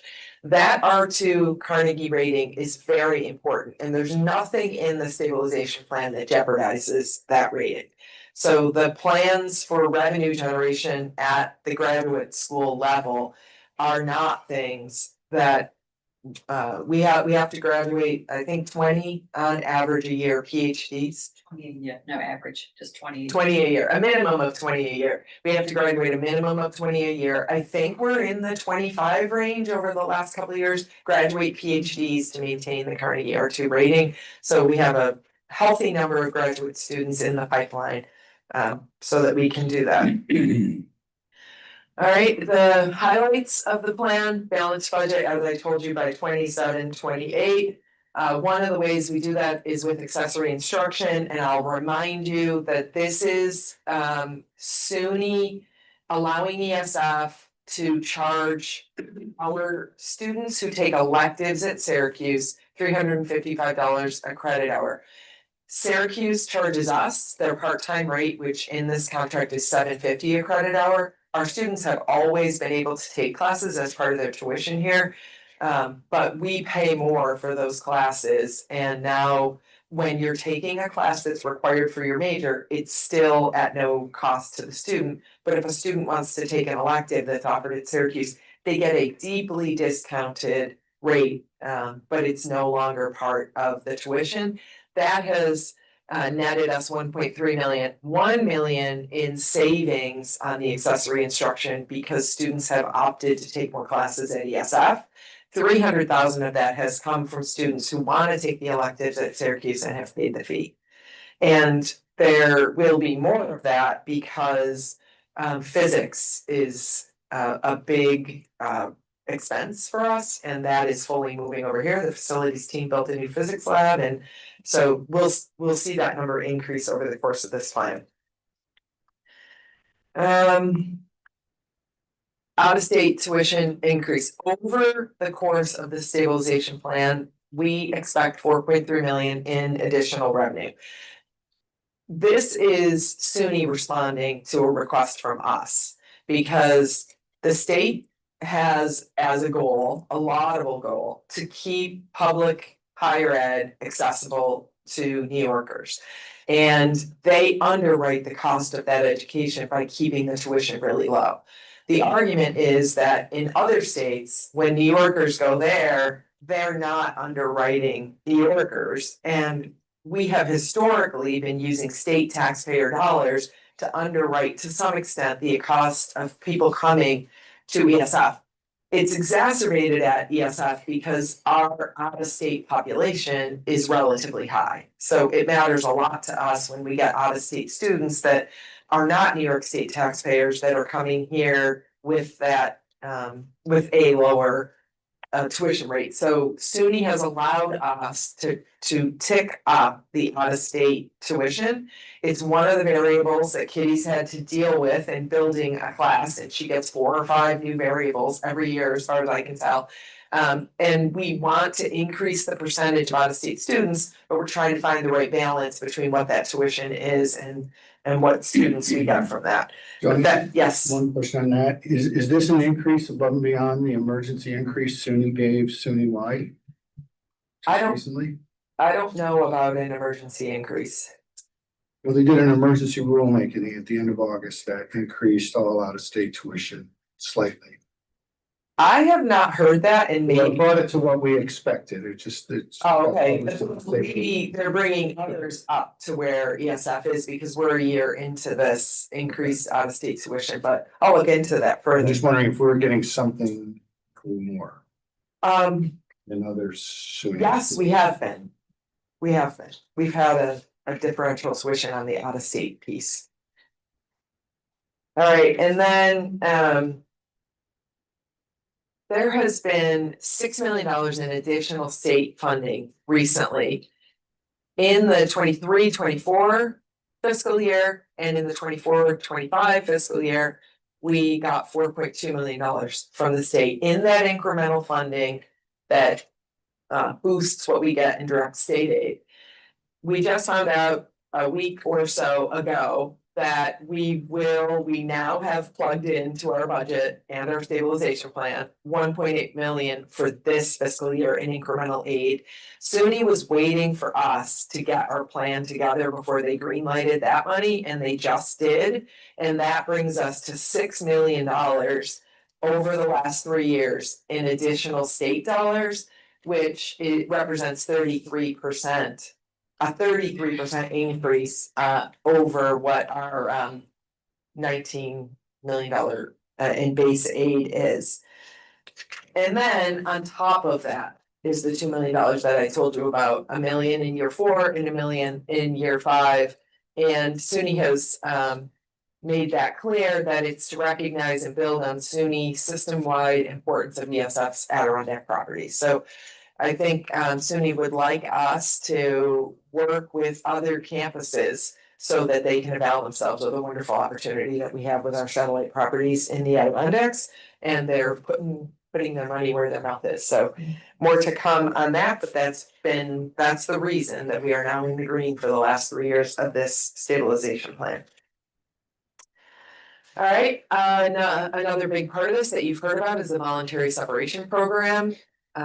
Brenda Greenfield is here as the director of the College Foundation, and their board allocated $1 million in non-donor funds, which is important, to help us with a retirement incentive offer. And we're hoping that we get the salary savings that we need in large part through self-selection and people volunteering to separate from the college. They have to have 10 years of New York State service and be at least 55 years old to apply for this. Everybody is open to apply, but we have $1 million, and if we have more people apply than we have funds, we'll have to figure out where we go from there, because application does not guarantee acceptance into the program, and I can tell you, the applications are open until October 24th, and as of yesterday or today, we have over $900,000 in lump sum payment applications. And that we have $1 million total, so we have more in the pipeline, I know, and we're already at 900,000. The good news is that represents about $2.7 million in salaries, so. Can you summarize what that incentive is? It is 15, if you meet the requirements, 10 years of service and you're at least 55, the lump sum is calculated on August 24th earlier this year. And it is 15% of your salary plus $1,000 for every year of ESF service. So if your bulk of your service was at a different college, it's only ESF service that we're paying the incentive for. And Reagan, thank you very much. You and the whole HR team has done an incredible amount of work putting this program together and now managing it. But it is very successful. I mean, we're already at $2.7 million in salaries represented by the applications that we have. And this is our goal, is to reduce net total staff by 38 full-time employees. We're also focused on faculty workload, ensuring that students have access to ESF's renowned faculty. So Lindy, the chairs, and eventually other stakeholder groups are talking about how to standardize across the campus what the faculty workload is. And the goal is for faculty to teach 12 credits a year. And we want to balance the research faculty that we have with instructors on campus. And I'll give you one example of that. I had greenlighted hiring 2 new statisticians, 2 new faculty members to teach statistics and do research. We have, working with the chair, working with the provost, decided that instead of that, we're hiring 1 instructor in statistics. That person will have a 4-4 load, so there'll be more teaching and less research. And we don't want to do that everywhere, but where we can do that, we can increase faculty workload and reduce the overall cost of the staff. So did I say that properly? Okay, thanks, Lindy. And then here's the enrollment plan. As I said, the plan is to grow enrollment. So where we are now, undergraduate full-time equivalent, 1780. And by the end of the plan, we expect that's 1907. Not a lot of colleges are able to plan for this kind of growth. There's been a lot of colleges that have seen big drops in enrollment. And again, because of ESF's reputation, because of the subject matter, the small specialized nature of our college, there is demand, and we are closing the budget gap with tuition dollars because we're gonna grow. The graduate FTE, pretty stable. These are numbers that SUNY worked with us on.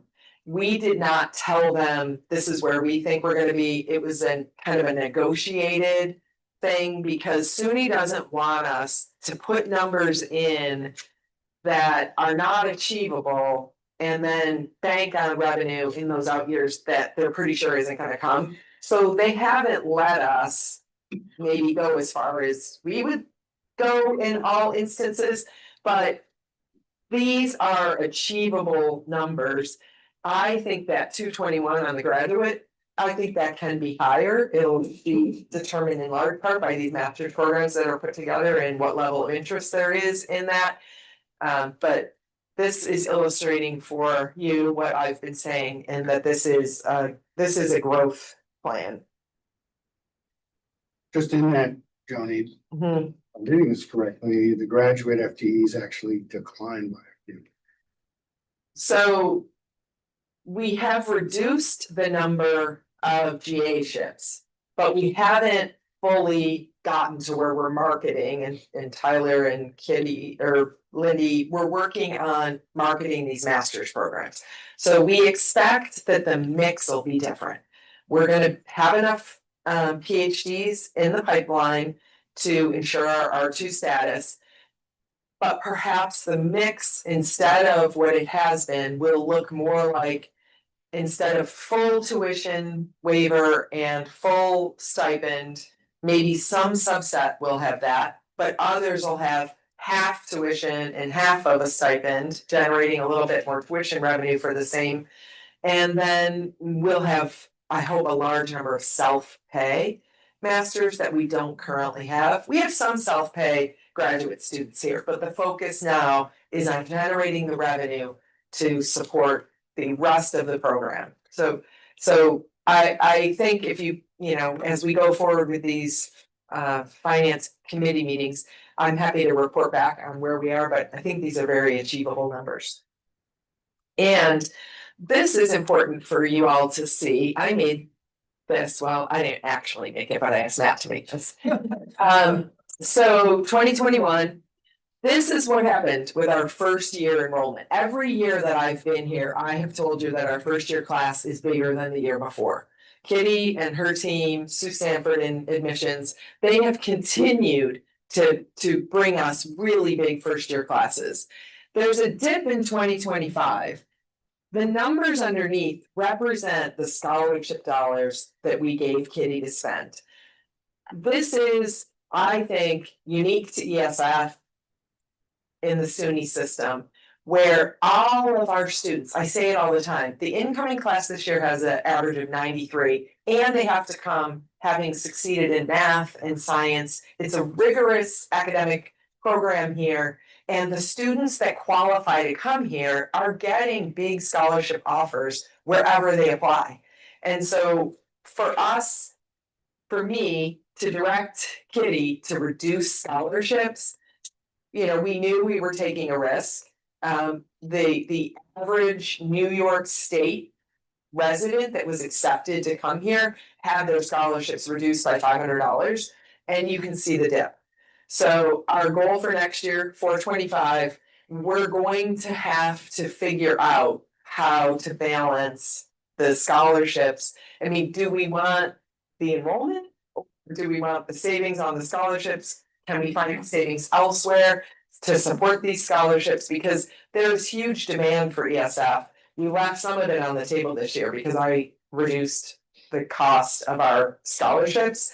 And one of the possible solutions, and I think Chancellor King is supportive, but it's a decision for the state legislature, is, you know, differential tuition. It costs more to give an education at ESF. We also have a student body that commands more in scholarship dollars, but when I reduced those scholarship dollars, the class size went down.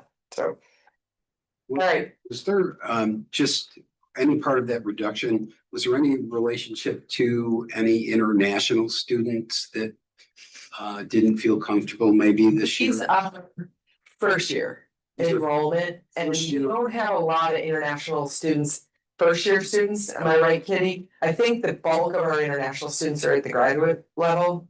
We do have some that come through like BUCT for their fourth year here, but you won't see a lot of international students in these numbers. All right, and then this is very important, right? So this is, if we didn't do this exercise, if we just kept going the way we've been going, you see what happens, lots of red ink on this slide. The most important thing is the cash balance, 2930. The accumulated debt to the SUNY system would be over $59 million. That is not acceptable to SUNY, and it is not acceptable for us. We cannot generate that kind of debt. We have to get our revenues and our expenses in line. And if you compare that this is reminding you what it looks like if we're successful with our stabilization plan. And I promised you we would talk about the ratios that were on that first document. Okay, so this is the 440.3 represents the number of staff that we have on the New York State payroll here at ESF. That's the number of staff.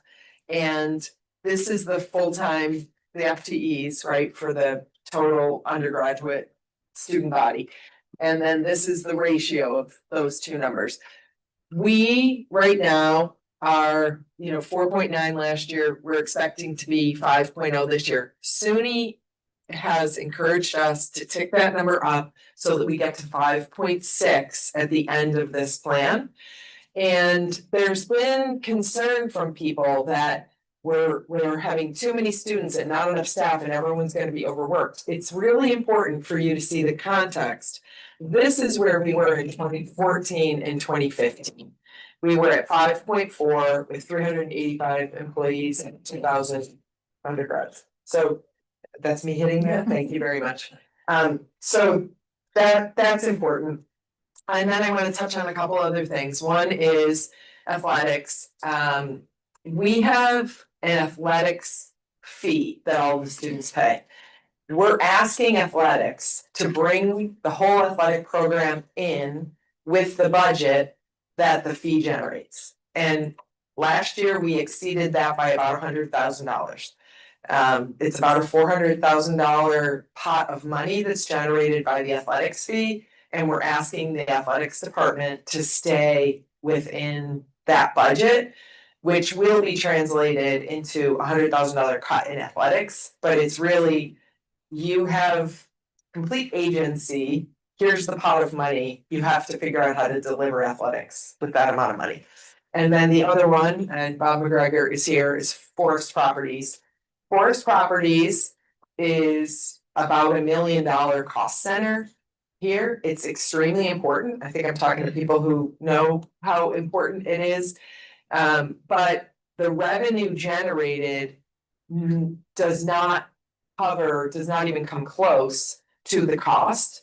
And I don't know that it has to actually balance, but it has to get closer. And we have put in the stabilization plan that starting next year, the total cost of Forest Properties operation will be $335,000 less than it is this year and backwards. And we'll work with Forest Properties to get there. There are revenue centers there, and maybe we can encourage the revenue centers to help.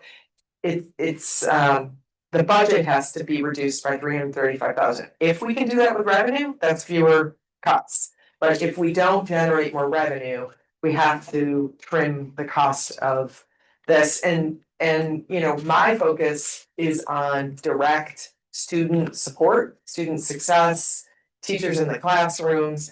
And so you're seeing it's the cuts, the reductions, the asking to have things balanced is coming from things that aren't directly fitting into that criteria. So you will, I'm sure, hear more about that, but that is in the stabilization plan.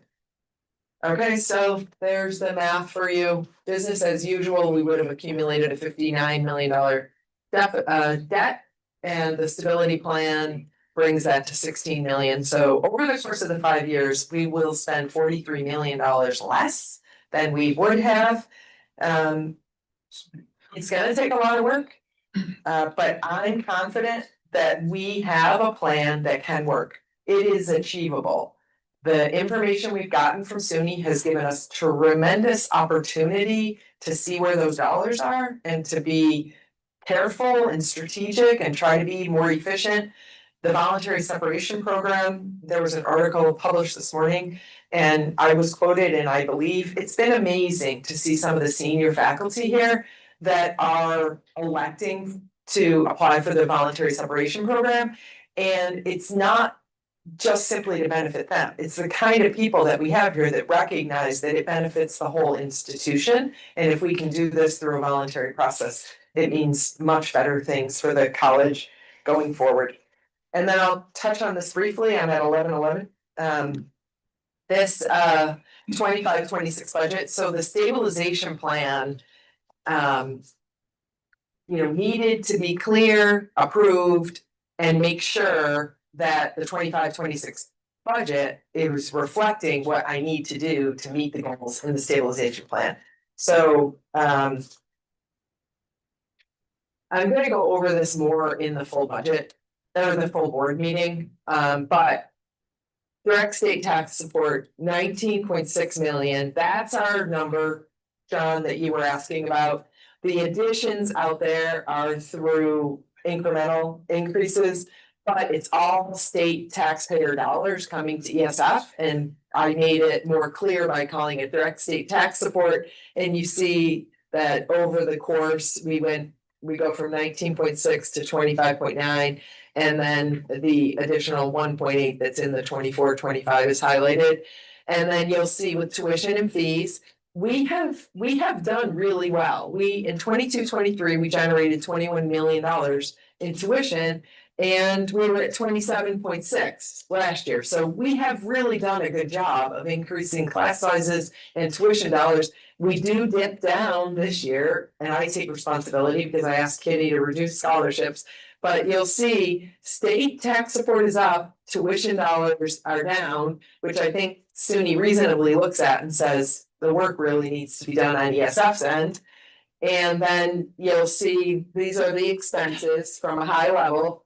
The only two that are going up, one is salary agreements. Those are negotiated, well-deserved raises for our staff here at the college. And then you'll see that the utilities number goes up a little. Everything else has to come down. And Can I just Yeah. real quick, is the state support, does that capture the research foundation agreements? Okay, nope. I'm very curious where we fit in, so. Yeah, no, DEC research is not here directly. I think, Lindy, tell me if I'm saying this right, but all of the research is generated and goes to the research foundation and the faculty and students doing the work. There's an indirect that comes from that does support the operation on the state side. So the IFR, the salary recovery comes Yeah. back to the state side, that's So- the indirect stays on the research foundation side for research operations. Okay, so I always say indirect when I need salary recovery. So if we have a faculty member that has a grant from DEC and is doing work, that DEC grant will send a portion of that salary money back to the state side because that person is actually working on the grant for a period of time and not spending 100% on teaching and the state side. And then here it is. This is just very basic. Our revenue is gonna have to increase. Our expenses are gonna have to decrease. This is this year's budget. So we are trimming the deficit right now, and we will continue to trim the deficit as we go through this process, but it is pretty simple math. We have a mixture in this stabilization plan where we're increasing revenue and we're reducing expenses and we're reducing the deficit, which will put ESF on firm footing for the next 100 and I don't know how many are we, 114 probably now, for the next 114 years. So with that, I'll answer your questions. I do plan to make sort of an abbreviated presentation during the board meeting. But for purposes of the finance committee, I wanted to leave a little time for some questions if you have them. And a little more focus at the board meeting on the budget, so it's. Right now, certainly both are open for it, but Mhm. we really wanted to open this to the trustees Correct. for. Deeper dive in the stability plan. So, questions, any trustees, sir? I have just one quick question, John. I'm a little fuzzy on this, this FTE talk and dollars associated with it, undergraduate, graduate. Are those the people that are instructing the undergraduate and graduate people? Is that the idea? No, I think you're talking about tuition generated by the student FTEs. So Do you know which slide it was? a few back, sorry. Okay. Fine, let me see where I go to that. Oh, I think I know what you mean with the ratios. Oh, right there. No, farther back. Okay, Yeah, this picks up on it. okay. All right. Matt slide. So, Oh, do you want that side? no, one right there. Right. You're referring to full-time equivalent for undergraduate, full-time equivalent for graduate. And then These are raw numbers of students. There's no dollars associated here. oh, so that's a full-time student you're talking. Correct. Okay, Correct. the FTE threw me. Yeah, in a lot of cases, we have presented information to you with headcount, but it's not for budget purposes all that valuable, especially at the graduate level where you'll have a lot of grad students that are only taking one credit because they're at the end of their PhD program. So there might be 12 faculty members mentoring 12 different students, but it's only counting as one FTE. I understand now. I guess at the graduate level, it's 9, undergraduates, 12 credits. Okay, any other question? Yes. Thank you for all this. This is really helpful. Do you know where the majority of the staff cuts are coming from? Like that 48 we're trying to reduce? Is that coming from like faculty, staff, admin? Do you know? Well, it's 38. 38, okay. Yeah, and right now, I'm very close. This is in my memory and I'm close on the numbers, but I might not be exactly right. Regan, you might get it, but I think right now I have 22 applications, 6 of which come from faculty. So it gives you an idea that most of the people that are applying for the voluntary separation program are on the staff side. So we're gonna wait until October 24th, kind of see where we are.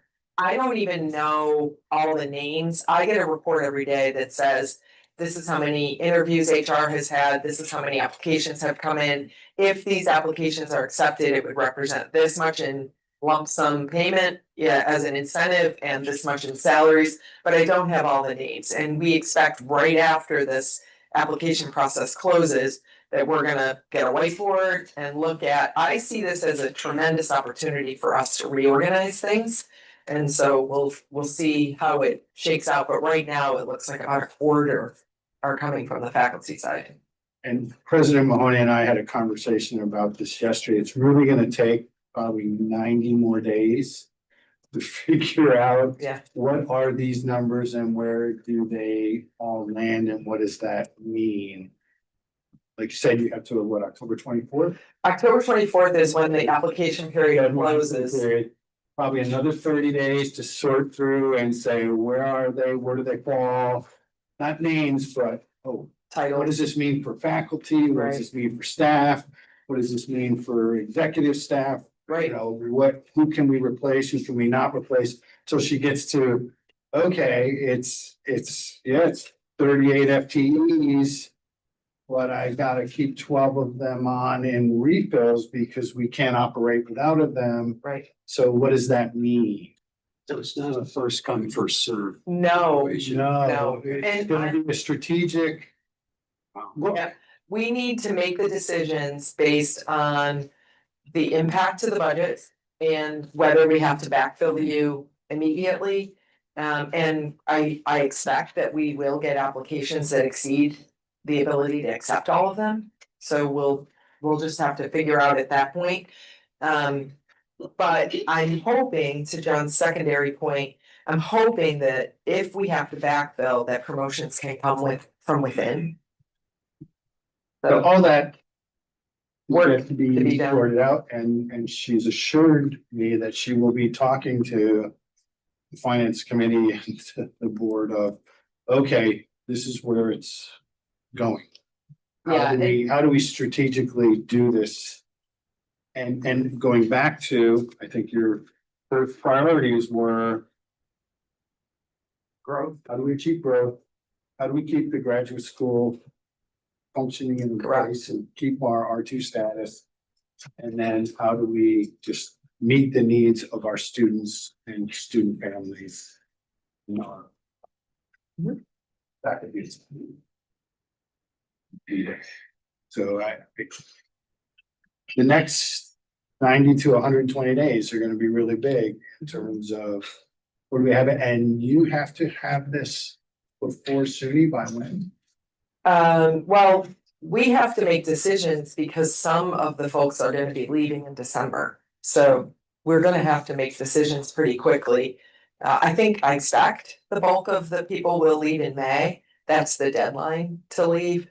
But I think we're gonna have to do this pretty quickly. I wanted to address a couple specific things that I didn't hear. One is CFO and one is HR director. I was gonna get. So on the CFO front, I would say, Tom, thank you so much for showing up. Tom Squires is on loan to us from SUNY. But Tom has announced, I hope, am I gonna get ahead of you if I tell him? Okay, Tom has announced that he's leaving SUNY for the private sector. And he will be leaving us in October. So we've had his services, and I'll give a lot of credit to you, Matt, for stepping in a large way to act as a CFO on this. I mean, Matt's seeing Excel spreadsheets in his sleep probably at this point, but you've done a great job putting this together for us. So SUNY has asked us to wait on hiring until we have an approved plan. We have an approved plan now, so I expect that we will move forward on hiring a CFO. HR director, Reagan has done such a fantastic job stepping into that. I think, Reagan, I hope maybe you've even surprised yourself. I can't imagine how much you have learned, but for Reagan to step into that role and put this voluntary separation program together and have it running the way it is, I mean, we have not been, we've not been missing in HR, but I know that it's not something that Reagan intends to do forever. But we had to get through this process of making a plan and not just hiring to backfill until we understand where we can offset that in other places. So those positions are coming. I thought it was interesting that it was actually a UUP issue.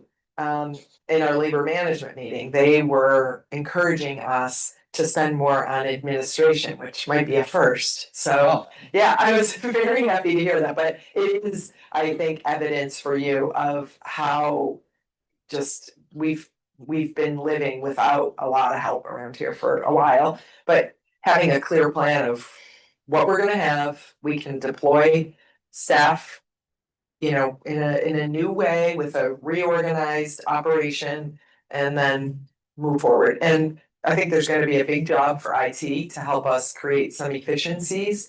Jim Som's gonna present at a future meeting, maybe at the board dinner for the annual meeting. But that's gonna have to be a big component, is we're gonna have to use technology to help us live with fewer people. Yeah, I think to your question, the reduction of 38 is a serious number. It is. It's something that has to be met to meet this plan. How that gets met is yet to be determined completely. And what are the implications of it? We are still unclear. But really amazing, some of our longtime staff recognizing the benefit to the college and applying his. There will likely be big impacts.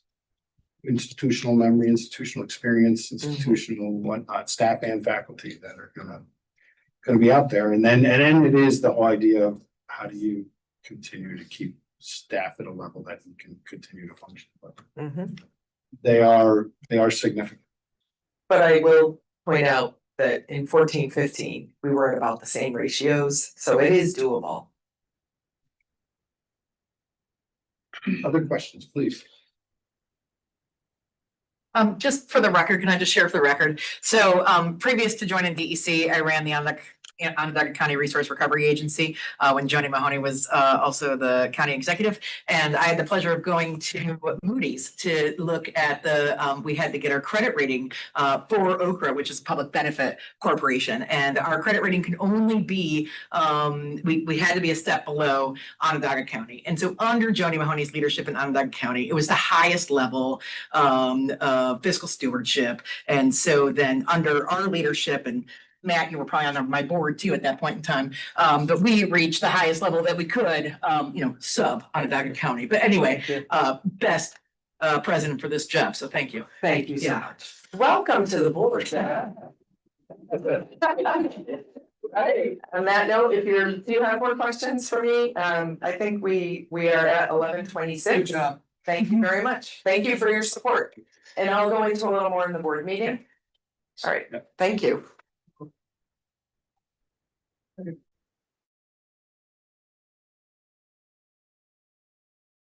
Dylan, we have to formal motion to adjourn the finance committee. So moved. Second for me, since we're only two right now on the committee. So adjourned at 11:27. It's like lunch is. Lunch is out there, so we'll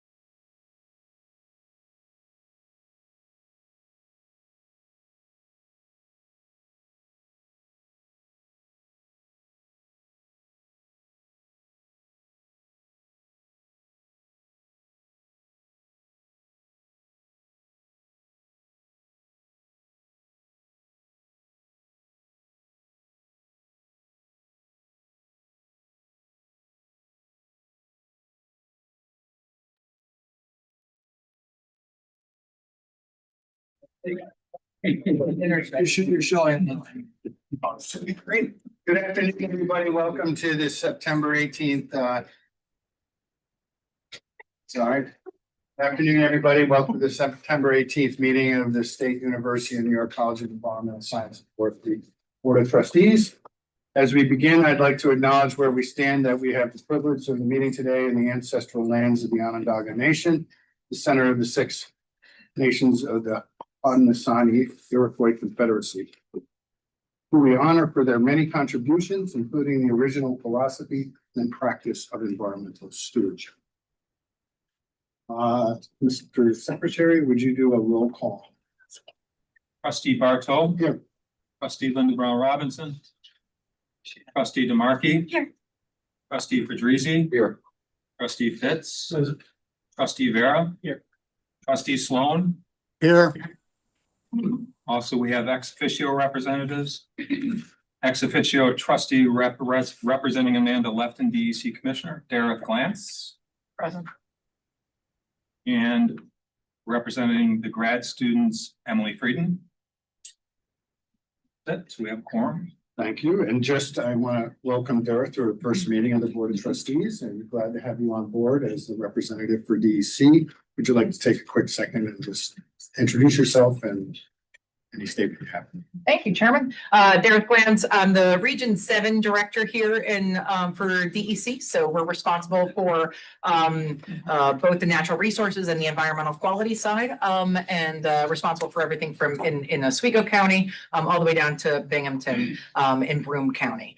So that's my focus area, and then work with the 3,300 plus professionals throughout the state on advancing DEC's very broad and ever-changing mission. And we are very proud to have at least a third of our employees coming from ESF at some point. So we're very, very happy to be here. And Derek replaces Adrienne Espinoza, who's been a great board member of the board for some time now. She's been promoted up to chief of staff, is it? Yeah, so Adrienne Espinoza is now acting chief of staff, as well as our deputy commissioner for equity and inclusion, and just her portfolio is expanded. And so typically in the past, the Region 7 director has typically represented the commissioner at the ESF board level. And so we've just kind of gone back to business as usual now with the shifting of additional responsibilities. So, thanks. Welcome. Thank you.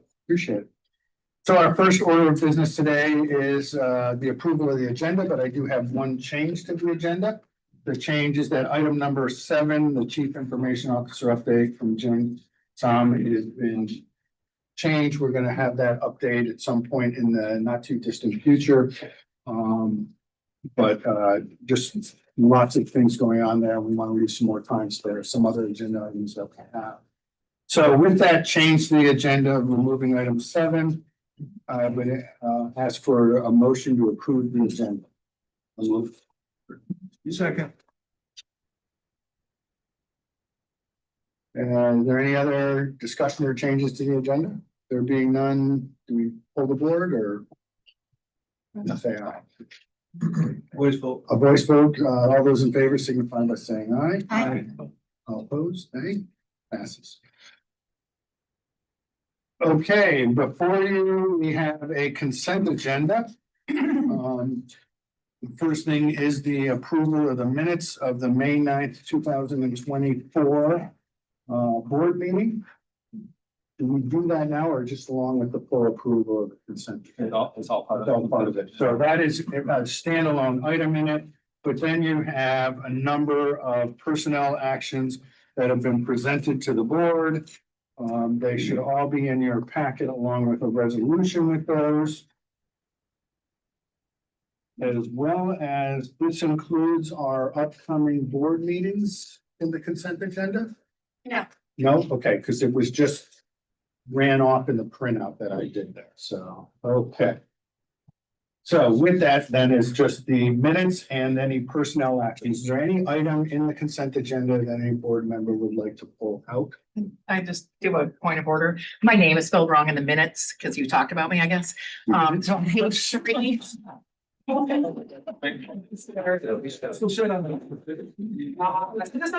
you could just replace the A with an E, I'd be happy with that, thanks. Third line down Yeah. Oh, okay. and fourth line down. Okay. You just glanced at it. Always. Okay, with that amendment to the minutes, that has been pointed out, do I have any other changes to any item in the consent agenda? If not, I will entertain a motion to approve the consent agenda. We'll move that we. Do I have a second? Wait a second.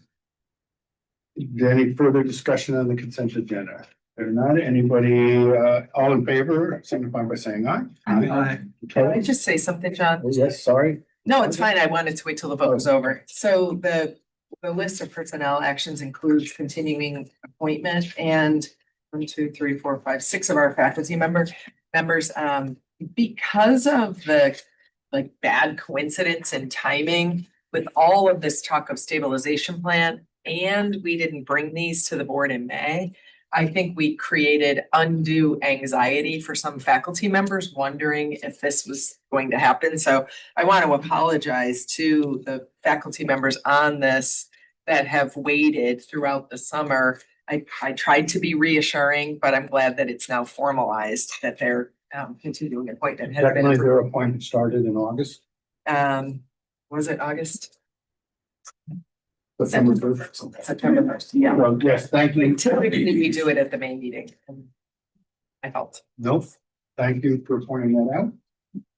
I appreciate the patience. I know many of these people are all very good at. If we're in that situation again, is there an opportunity to do a remote? Like, and just to. Very challenging under the public office. Is it? But I should have emailed. Okay, my report is relatively brief. Just want to say that over the last, well, particularly the last 3 to 4 months, I have been in pretty close contact with Joni in terms of this whole stabilization plan, and it has been like a roller coaster and a yo-yo at the same time. And you know, things were changing on a daily, weekly basis in terms of, oh, this is what we gotta do, oh, this is what we gotta do. And it wasn't until, I want to say, in about early August that we had a clear sense of exactly where our base numbers were and where we had to go forward. That started then discussions of how do we roll this out, begin to get out there and start to talk to everyone, because there were some very big and critical components that were going to be there. We did do a meeting with the chairs in the 3rd week of August. Maybe it was the 2nd week of August. Acting Provost Quackenbush did ask us to come and meet with them to talk about where the stabilization plan was, how to deal with the communication that's ongoing. There's a lot more. I mean, the unfortunate thing with communicating this has been, if you said something one day, the next day it got changed again. And literally up until last Saturday, we did not have solid numbers that would have given President Mahoney confidence in saying, I cannot tell you exactly where the stabilization plan is going to be. And she's going to highlight some things. We spent a lot of time this morning on the stabilization plan. And I just want to say that it's been very challenging. I think we all wish communication could have been enhanced better. We did in many ways the best that we could, but I think we've got to keep track of that. This is just a real beginning. I think we've got a real solid base. We know what has to happen. It's something that's now been communicated and is it accepted by SUNY? So I believe so. I believe so. So it is the base that we're working on, and President Mahoney's going to outline some of that going forward, particularly as it impacts this budget. The next 90 to 120 days are going to be very active. And I just encourage everybody to have patience, and if communication isn't as ideal as people would like it to be amongst the Board of Trustees, please let me know. And I will make sure that we try to enhance that and certainly will call on the president to say, how can we make that better? If it's among other members of the campus community, I would strongly encourage people to speak to their chairs and even speak to the president herself, because Please. I don't think anybody understands the fact that this is a very fluid situation more than herself and everyone that's working with her on this in the executive cabinet. It's been very up and down. Vita and I did the meeting with the middle states just last week. And they were asking, so what's it been like and what's been going on? And I said, well, it was kind of great until March, particularly on the budgeting and the planning and whatnot. And we're going through what I thought was a great budget process that had been laid out for us and very transparent, tied to the strategic plan, very much tied to the middle states process. And then all of a sudden you'll hear the infamous spreadsheet came out.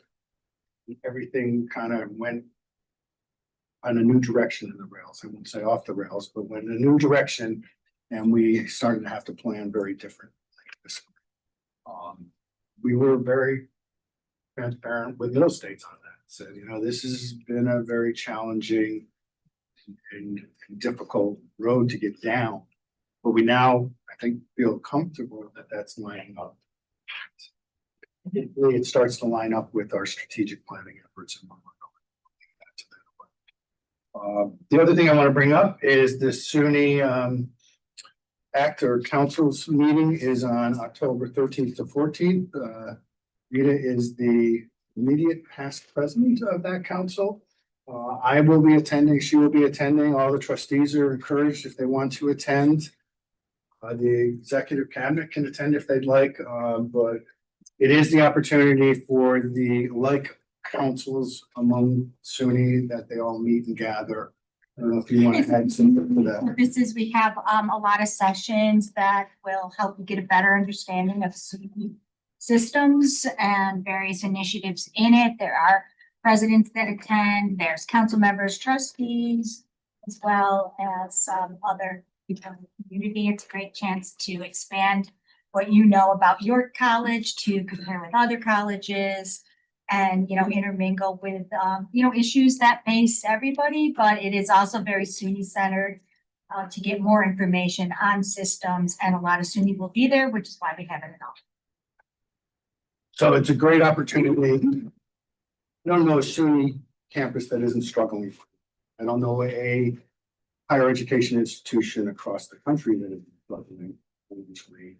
There's lots of challenges, enrollment, there's lots of challenges in finances, there's lots of challenges in everything going on in higher education these days. And the more we can talk about it and the more we can work our way through some of these, the better off we're going to be. I'm confident that ESF is in a pretty solid position. If anything positive can come out of the last 3 to 4 years of us being under financial stress, is we're probably better prepared than a lot of other institutions to come up against what it is we're faced with. We've been trying to deal with this for a while and doing things in terms of holding costs tight, keeping costs down, trying to keep our enrollment at its level and rising. We've done better than most SUNY institutions. So that's been a very good thing in a very difficult time. And I think that's where we got to keep our focus here. How are we going to continue to deliver a high quality education to our students and their families? And how are we going to keep our faculty and staff able to deliver those products that we plan? So that's my chair's report. Oh, I guess I got to handle all the committee reports now. Except for one, yes. My committee sheets. 3 of our committees met this morning, and it is a kind of new way that we're going to try to do our committee meetings is have them occur the morning of a board meeting, where not just the committee members can participate in them, but the full board members that were here. And I think most all of our board members were here and participated, which is good. I mean, everybody gets to be aware of some of the focus that each of the committees is doing. The only committee that didn't formally have a meeting was the governance committee, but even with the governance committee, we dealt with appointments to that in terms of membership to the governance committee. And on that, we added, no, we didn't add anybody. Did we? Oh, Derek. Wait, she wanted to be- Get at your thing. There's a minimum of 2 trustees supposed to be on every committee. The chair serves ex officio, so that works out. It is the chair of the governance committee. Derek will be on it, and myself. There was no other change. We do have an action of the governance committee later today under old business in terms of approving a bylaw amendment that we will deal with. Outside of that, the Diversity, Equity, and Inclusion Committee met. And we had a great start off and introduction with Seth Thompson, the new Chief Diversity Officer, with after an extremely long period of time. We finally have on board Chief Diversity Officer, and he's been here 21 days. 21 and a half. 21 and a half, yes. And he has a 120-day plan of where he is really trying to focus to come up with a strategy of how are we going to move forward. With that in mind, we didn't do any changes to the mission or scope of the committee. We did deal with some of the committee membership. I mean, the committee previously had a very broad membership, including a lot of on-campus and off-campus participation, but at this point, we just dealt with the membership to be Linda Brown Robinson, myself as co-chairs, Daniel Vera and Derek Lance as committee members that are on that. We look forward to this 120-day plan that Seth Thompson is pulling together that will, we in all measures, hope lead eventually to a strategic plan for the diversity, equity, inclusion. We did talk about some form of an advisory committee. Maybe that's an outgrowth of the longstanding inclusion, diversity, equity, and access committee that's been around. Gave a lot of credit to that committee in terms of keeping things moving forward through a big void of the CDO on staff. I don't know if you have anything to add, Joni, on the last that was there. Linda Brown Robinson wanted to be here. She had a car incident on the way here, and a tough morning getting here, so I'm sure she'd add more on her behalf. I think that's the report out from that committee at this point. Don't have any formal. Yes, for the facilities committee, Rick, you Sure. have a report out? Sure, we had a conversation, we talked about the charter, the review and make recommendations regarding the college facilities and infrastructure, including opportunities for incorporating green and sustainable technologies and materials, among other things. Mark Lichtenstein gave us a very detailed and informative discussion related to not only the backbone of the work of the committee that focuses on the forest properties, the EH&S services, which include the grounds and custodial events surrounding it, facilities operations, which in other terms is the physical plant, the overall infrastructure of the campus, and then facilities planning and design.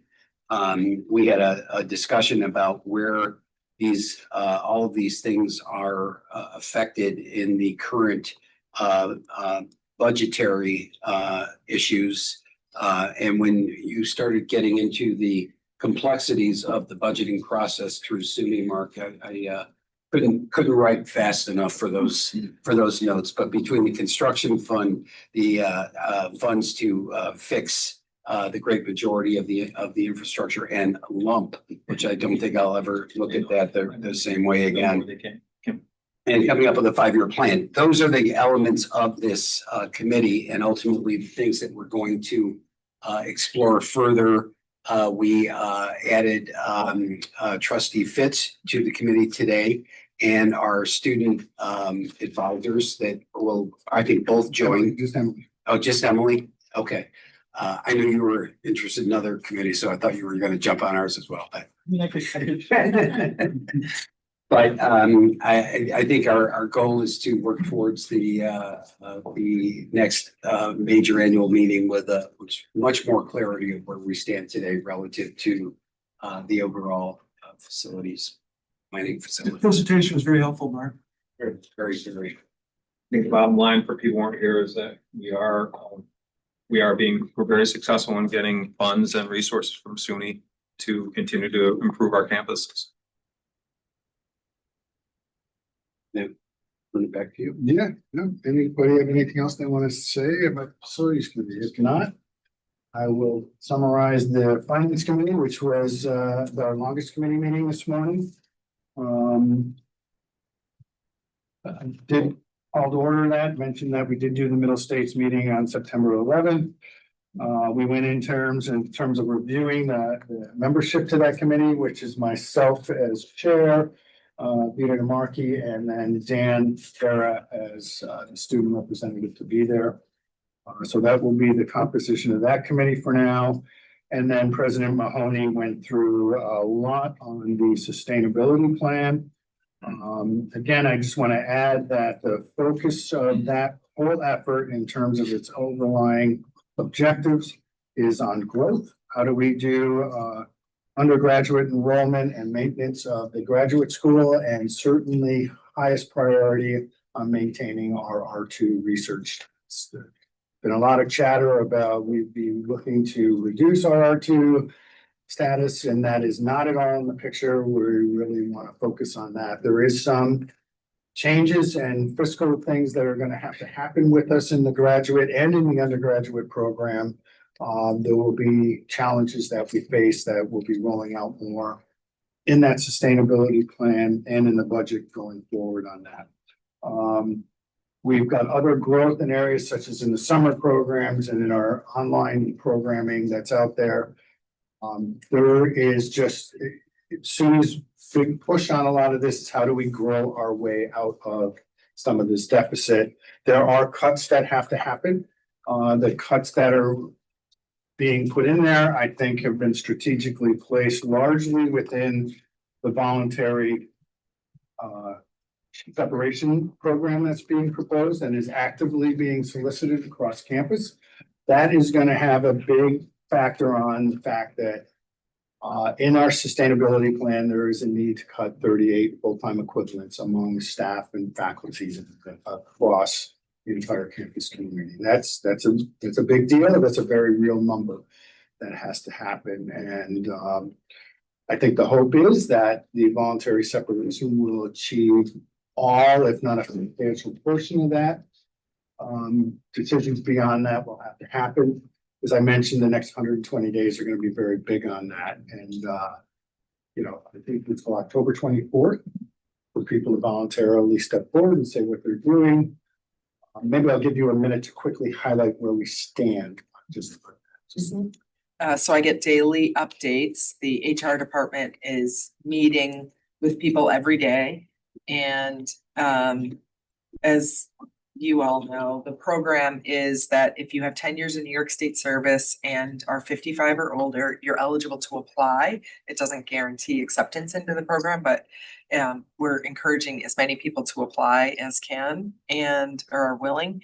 And right now, with the $1 million budget that we have to make incentive payments, we have applications totaling over $900,000. And it represents about 2.7 million in salaries.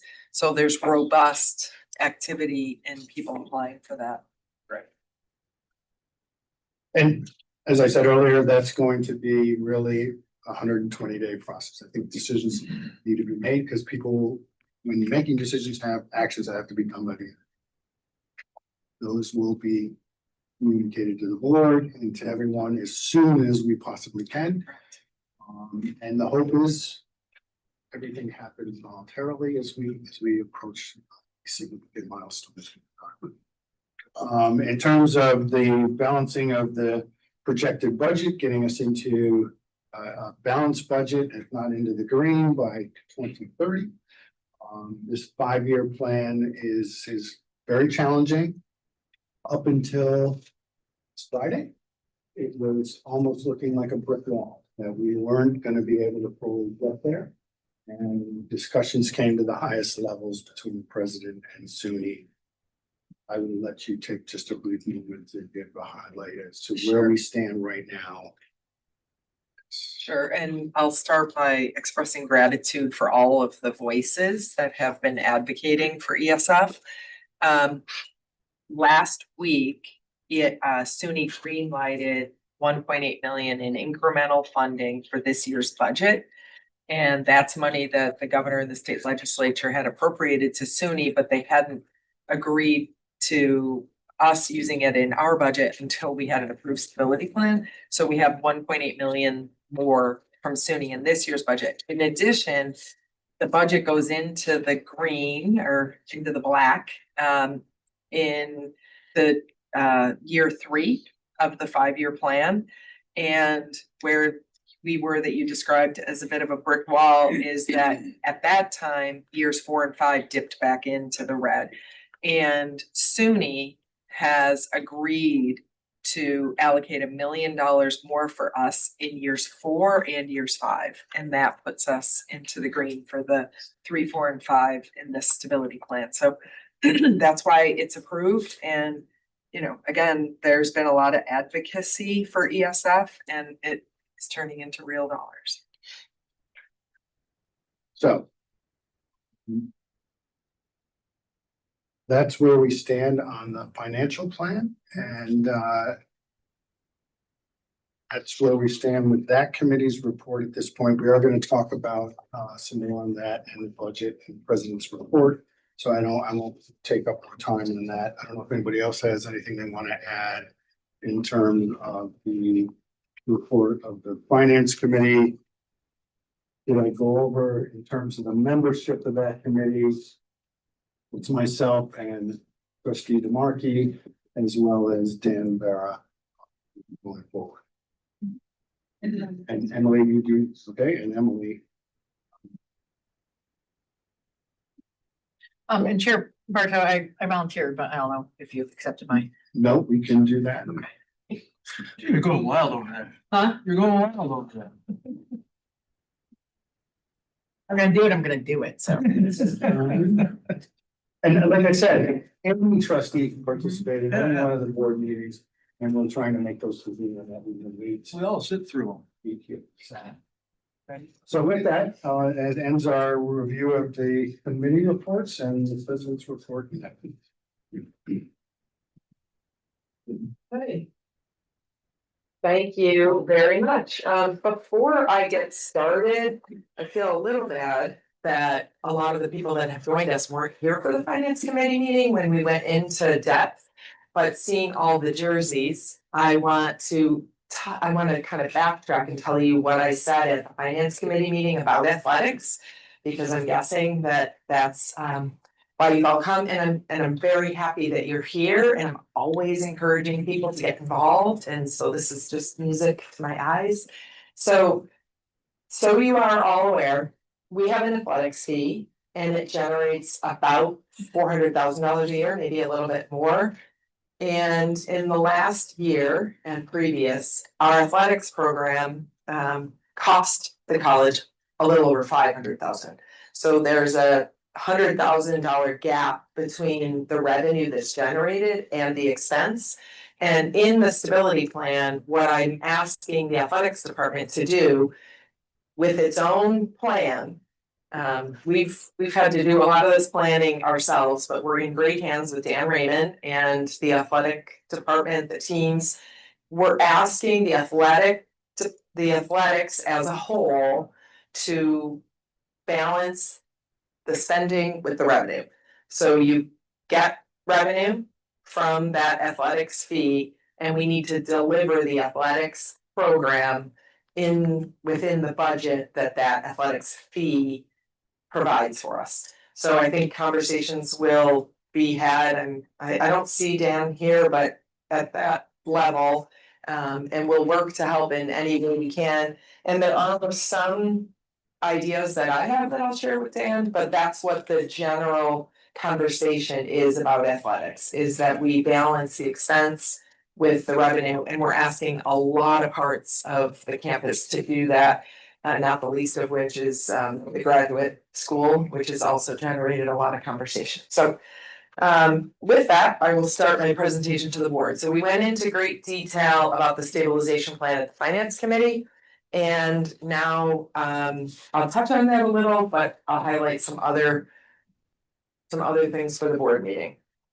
First of all, I wanna share things that this is how I usually start my board meetings, with things that have happened here that I want you to know about since the last time the board was together. This was very exciting for us. I hope you saw it in the news. It was all over the news, and not only a really important discovery, and congratulations to Molly Jacobson, but also really tremendous for the college to get the kind of exposure that was generated from this discovery. I'll start with the summer program. Sarah, your guy, I saw Sarah, there she is. Thank you very much. Tremendous job on increasing the summer offerings. You'll hear that our plan for balancing our budget is very much centered on growth. This represents that growth, and we hope there will be even more. The 287 matriculated students in 2025, those are our students, and this summer programming allows our students to catch up or to get ahead. And it's important to us that we take every opportunity we can to give our students an opportunity to succeed. The summer program's doing it. Gen Bio 1 and 2 was a big add to study abroad courses. Some of our ESF and the high school students are now participating in summer programming. We had Cranberry Lake, 4 summer sessions serving 246 students. The Timbuktu Climate Science and Career Summer Institute, there's our Chancellor, John King. And he went to Governor's Island. He has in the past also gone to the Adirondacks. I was able to see some of the students here on our campus. It's just a wonderful program. SUNY has really embraced it and wants us to grow that program as well. And we had the ESF Science Corps, K-12 with Olivia Whitmarsh and Dan Collins, always do a great job with the K-12.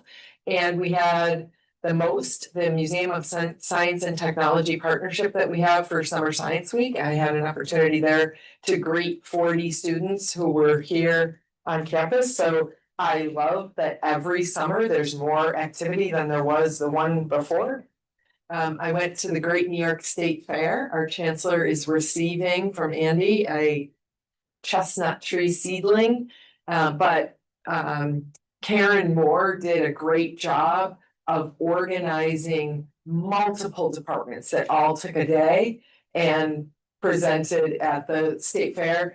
And we get young kids that are interested in the activities. We get older students that are interested in ESF, parents, alum.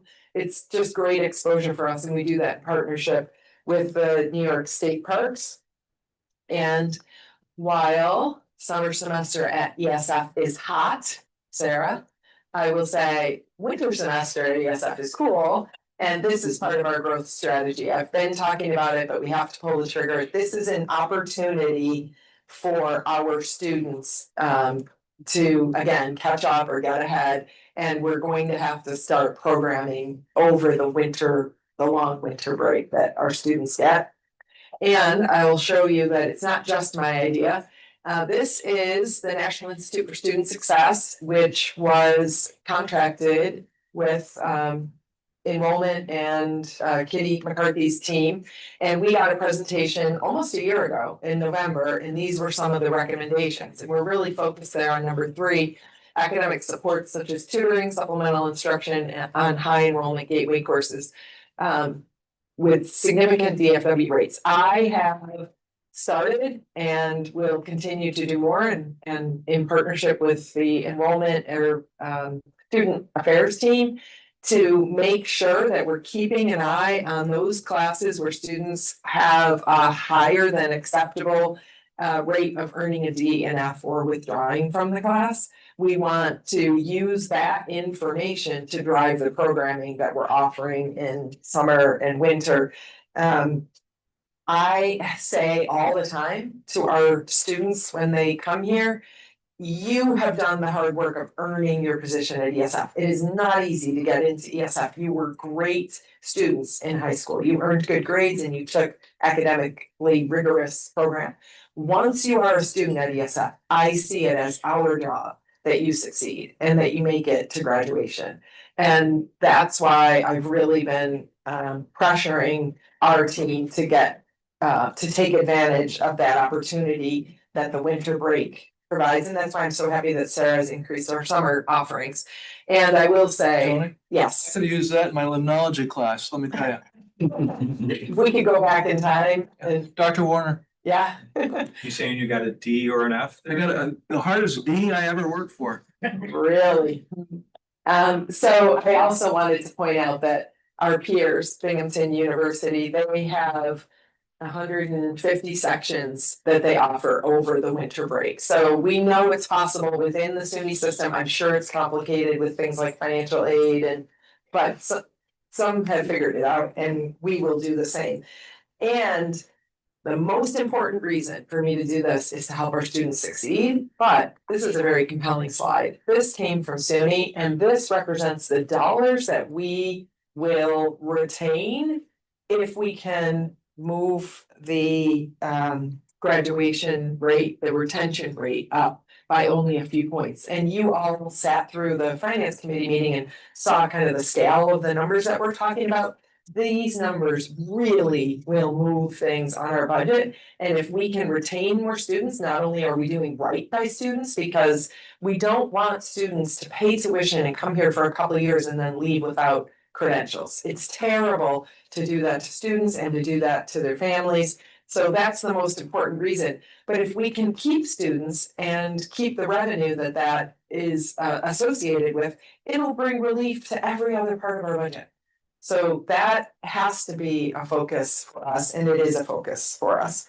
The Goodnow Tower got a new roof, right? And I just wanted to tell you that this has happened since we saw you and thank publicly Stacy and Paul and a lot of private donations that people contributed to rehabbing this fire tower. And I would very much like to be there for the opening of the trail. So I'm just putting my request in early.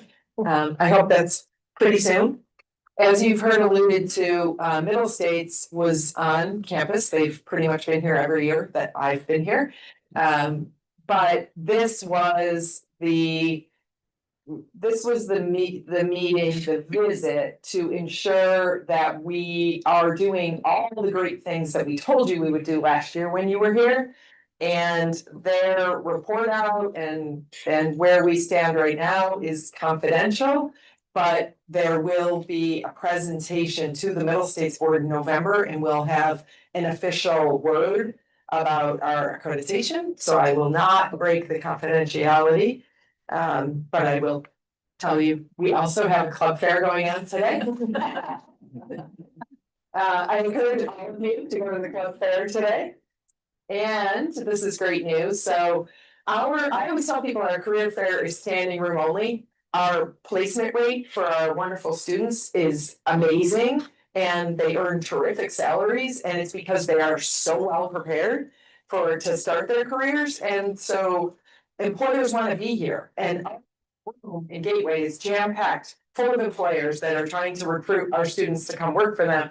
Now they're moving the career fair over to the JMA Wireless Dome. So I won't say standing room only this year, but maybe next year we'll be back to standing room only. It's also important to note that we have the Empire State of Work the day before, Wednesday, September 24th, and DEC is participating. Some folks. Yeah, all of our state agencies will be here. So 2 days of career fairs.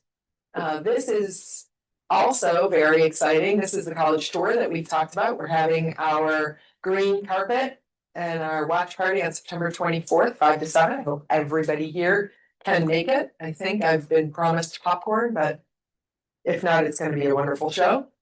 This is coming up this week. This is the Dal Travis lecture series, and our own Dr. James Gibbs is going to be talking about Giants of Change, the past, present, and future of the Galapagos tortoises. So that is gonna be very exciting. I will be there. I hope you can all join us. We have homecoming weekend and the senior reunion, which is one of my favorite events when our 50+ years since they were students at ESF, they come and tell us about what they've done in their lives and their memories of their time here at ESF. It's really a wonderful dinner, lunch, I think this year, if you can attend. I want to take a minute to formally recognize our new Chief Diversity Officer, Seth Thompson, who's in the back of the room. Thank you very much. Hit the ground running, day 21, and excited to have you. And on a more somber note, I think it's very important for us as a college to recognize that we lost one of our own. Oh, no. Yes, I'm sorry if you did not hear that, but Kevin Reynolds passed away here on campus. And it was right near the Robin Hood Oak, and it just couldn't have been a more perfect example of what was important in Kevin's life. He not only spent his professional career here, but he never stopped. He moved into a volunteer, he drove athletes around. He, I think, was very instrumental in starting the Athletic Hall of Fame. And he was the unofficial college historian. You would run into him and hear deep stories, really interesting stories about campus. And it's just very heartbreaking that we lost Kevin. But I want you to all know that with his friends, we are planning this memorial service for Kevin. His friends have been in touch with us. He doesn't have very much family around, but he sounds like he has a really wonderful group of friends. And they're gonna help us plan this event. So I just want to take a minute and reflect a little on how wonderful Kevin was and how important he was to our campus. It's tough.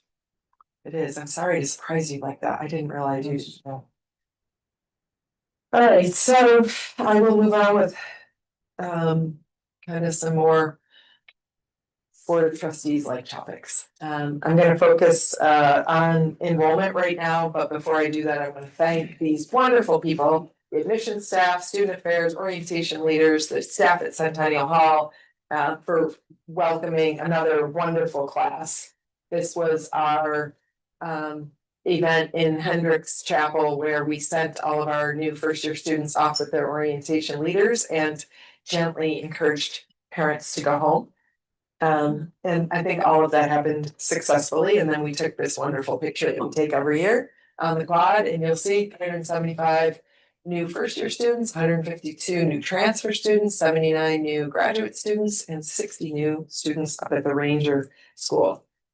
And this is the kind of data that we're now looking at, that we now have access to. So this is tracking daily, and that is current May 2025 until September of 2025. And you'll see up above that it compares to where we were in fall of 2024. So our total enrollment 1845, and now that compares to 1853. So even though that first year class is a little smaller than the class last year, it replaced a much smaller class from 2021. So we're doing okay with our first year enrollment. Here's our graduate student numbers. Again, it's just a daily tracking of that, and you can see 375 out there, 377 last year. So our enrollment has not really been our problem here at ESF. And as promised, I will touch on the 25-26 budget. So just so all of you know, the budget for 25-26 is different than the 5-year stabilization plan. But the stabilization plan is now feeding the budget. We need to make sure that we spend the dollars that are gonna get us successful, make us successful going through the stabilization plan. So this is a repeat for those of you in the finance committee meeting, but the big things, the big takeaways on this slide are the direct state tax support. And as I mentioned earlier, a lot of people in this room can take credit for advocacy because you see our direct state tax support has gone from our base of 19.6 up to 25.9 this year. That is not all an increase in base aid. The base aid is staying at 19.6. The rest of that is incremental funding. And it is state tax dollars that have come to us, but it's come in, did you get that, Sue? And the slide deck will be on line 2 for anybody who wants it. And you'll see in tuition, as I pointed out in the finance committee, we collected $21.3 million in tuition in 22-23, and we have done a very good job. That's the reason why I think we're if we hadn't done the things we've done over the last few years, our budget would be much more difficult. We'd be talking about much more difficult things to close the gap than we are. I know it's going to be difficult, but we've done a lot of the work, and it dipped down between 24 and 25 and this year, in large part because we reduced the scholarship dollars, but it's important to see state aid is up. Tuition is healthy, and then these are our expenses, and all of them have to go down in this year's budget. The only exceptions are the increase in salaries due to negotiated raises that are well deserved by our hardworking staff, and the utilities. I think National Grid got a 30% increase in rates approved by the PSC this year, so we are budgeting for an uptick in our utility costs. This is my simple math for everybody. Rolled all up revenue in 24-25. We're gonna collect more in revenue this year, and we're gonna spend less than we did last year, and we're gonna close the deficit. By doing that, though, we're gonna minimize, we're not gonna close the deficit this year, but we're gonna minimize the deficit. And that was all fed, as I said, by our 5-year stability plan, our fiscal stability plan. It's important, I think all of you probably know this, but I'm just going to remind you, ESF is not immune to the higher ed sector. Here are some of our partners, right? Stanford University is reducing staff by 363. Duke, 599. You can see Johns Hopkins, Northwestern, Columbia University, Temple University, Portland State, and then right here in our own backyard, Utica University. I tried to give you a geographic smattering and, different kinds of colleges, but when you put us in that context, we're not talking about program closures. We're not talking about some of the things that other colleges are talking about where enrollment has dropped 40%. We're very fortunate here at ESF, and I think it's important to remember that relative strength that we have. But the plan, this is the stabilization plan, and it's important to note that it has as a foundation growth. Growth in undergraduate enrollment, graduate school revenue, continue to increase our research portfolio, which the research office is doing a great job staying on top of. And hats off to our wonderful faculty that are just generating so many millions of dollars in research. Just everybody says it, but we punch above our weight by far in terms of the research that's generated at a college our size. It's also including Sarah Yerka, we expect more of that good summer expansion, adding winter programming, an emphasis on more online learning opportunities and experiential learning. And then this I shared with folks earlier. This is just an illustration for you of the amount of information that is feeding this stabilization plan. This is great information, and it's provided us an opportunity to be really strategic about how we're going to balance this budget. But it rolls up into this. For those of you looking for a summary, the one thing that's important to look at is that line right there where you see we go from a deficit of 935,000, the deficit until we get to 27-28, and then we're in a surplus. And that's why our stabilization plan has been approved, because we have put a plan together that if we follow it, we will be back on firm financial footing. Just as a quick aside, I will say, before I do that, what I was gonna say is that 7,935,000 for people that weren't here earlier, that is because we didn't pay the Syracuse contract in 24-25 because it hadn't made its way through the state comptroller and AG process before July 1st. So we're making 2 payments this year. So really, it's a little misleading, and I do have a slide that'll show you how we smoothed it out. But this is important here. These are employee FTEs in pay period 6, so we're comparing apples to apples. It's pay period 6 in every one of those years, and then student FTEs in the fall, and then what our ratio is. This is information that SUNY has been tracking very carefully, and they want our ratio of employees to students to get back up to what it is out there in the 5th year, 5.6. We're at about 5 now, 5.2 projected, 5.4. That ratio has generated a lot of conversation in the last couple of weeks, and the perception that fewer people are being asked to do more work. We're increasing undergraduate enrollment and we're reducing the size of the staff, and it's gonna be too much for the people that are left here. So that's why I'm putting this in context for people. This was the number that ESF had in 2014, 2015, before I was ever here. We had 385.8 staff, 2,068 students for a ratio of 5.4. And I say this to reassure people that what we have planned is very much achievable. And this is that flattening out that I promised. So this is the history of the deficit, and then you see us go into the green. A thing that's important from this slide is the numbers below. That's the accumulated debt, and you'll see 8.3. That is not our deficit in 23-24. That's the amount of money that we have borrowed from SUNY so far, exclusive of the loan that we already have that we're paying SUNY back for.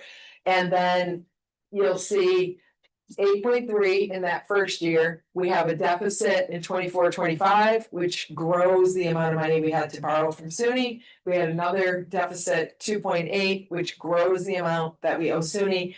And so that debt is accumulating, but we're closing the deficit to try to minimize the debt at the end of the plan.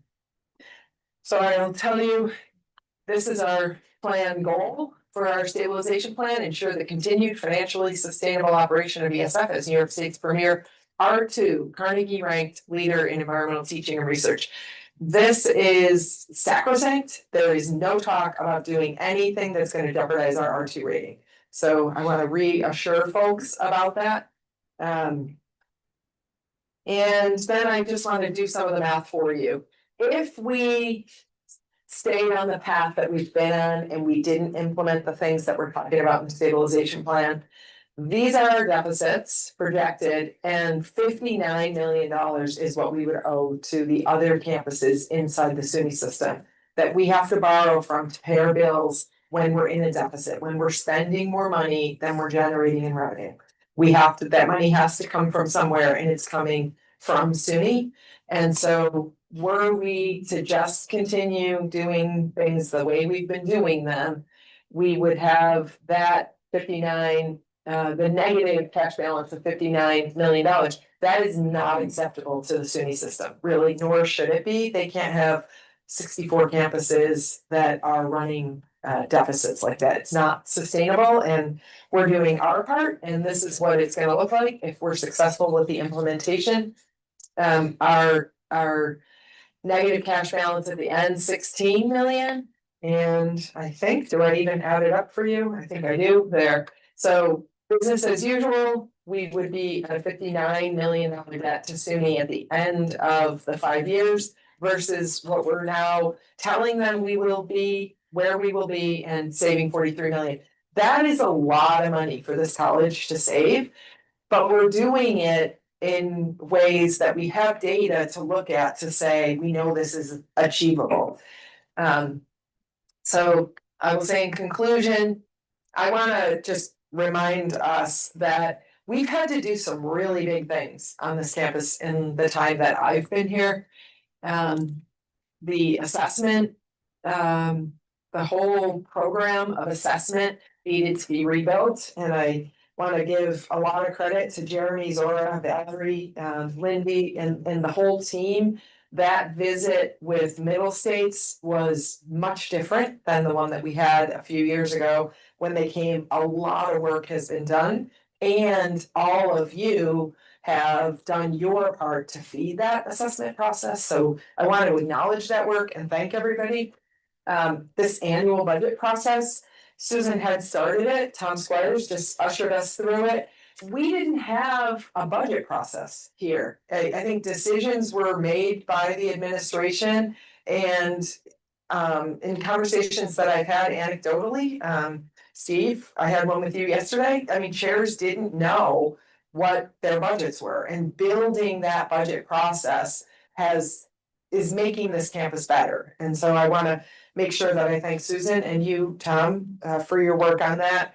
And then this stabilization plan, development and implementation.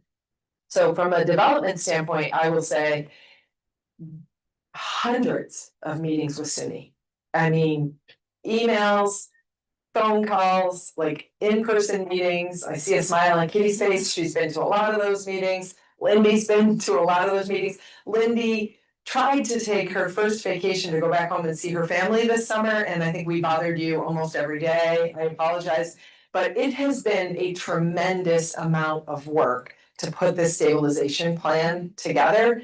And I want to take time to thank a lot of people who have really gone the extra mile. Brenda, the fact that you ushered through what we needed for this voluntary separation program and your role at the foundation.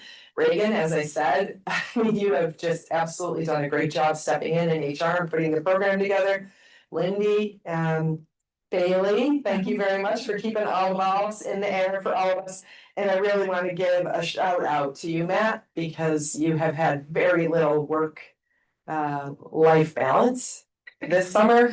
I mean, if somebody went back and audited, I think you've worked 7 days a week, 15, 16 hours a day for a very long time. And you got us to this point where we now have an approved plan, and I really appreciate it, but it's gonna take all of us to implement this plan. There's work for everybody at ESF for us to successfully implement this plan. And I just want to end where we began, and I want to remind us all why we're here. It's to teach our students, it's to discover new ways of thinking about sustainability and addressing the climate change on our planet. It's here to build the workforce of tomorrow for DEC, for state parks, NYSERDA, and others. It's here to find and study the rare chestnut bee, and it's to always remember that we're here to improve our world. And this plan, this budget puts us on a path so that we will continue to be the people that are doing the work to improve our world. And as I tell you, every time I get the opportunity to make a presentation, we are all in this together. We're making great progress, and I really am grateful to all of you who have played a role in advocating for ESF, in doing the work over the last couple of years that has gotten us to this place. And I want to say, a lot of you have lived with the vacancies created by colleagues who left that we didn't backfill. I see you. I know that this has been tough. We now have a plan, and I hope we can work together to implement it, and then just kind of move past what is a constant conversation about the finances here at ESF and get back to talking about what we all came here to do because we all love. So thank you all for what you have done, what you will do, and I will leave you with that. Thank you very much. I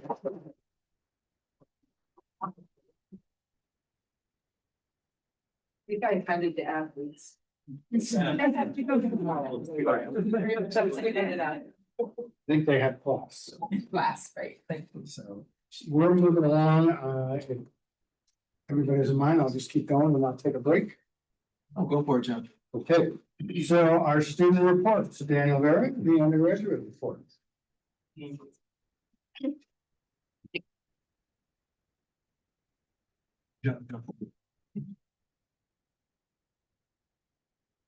Well, hello, everybody. Thank you for having me here today. My name is Daniel Vera. I am the newly elected MOSA president, and just like Seth, I've been here for around 21 days or so. So here's a little bit of a report of what's been going on with our student government, some of our goals for this year, as well as our plans for the future. So.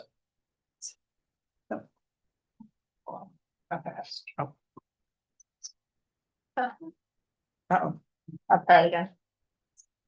Perfect. All right. As I said, my name is Dan Vera. I am a junior now here at ESF. I am in sustainable energy management.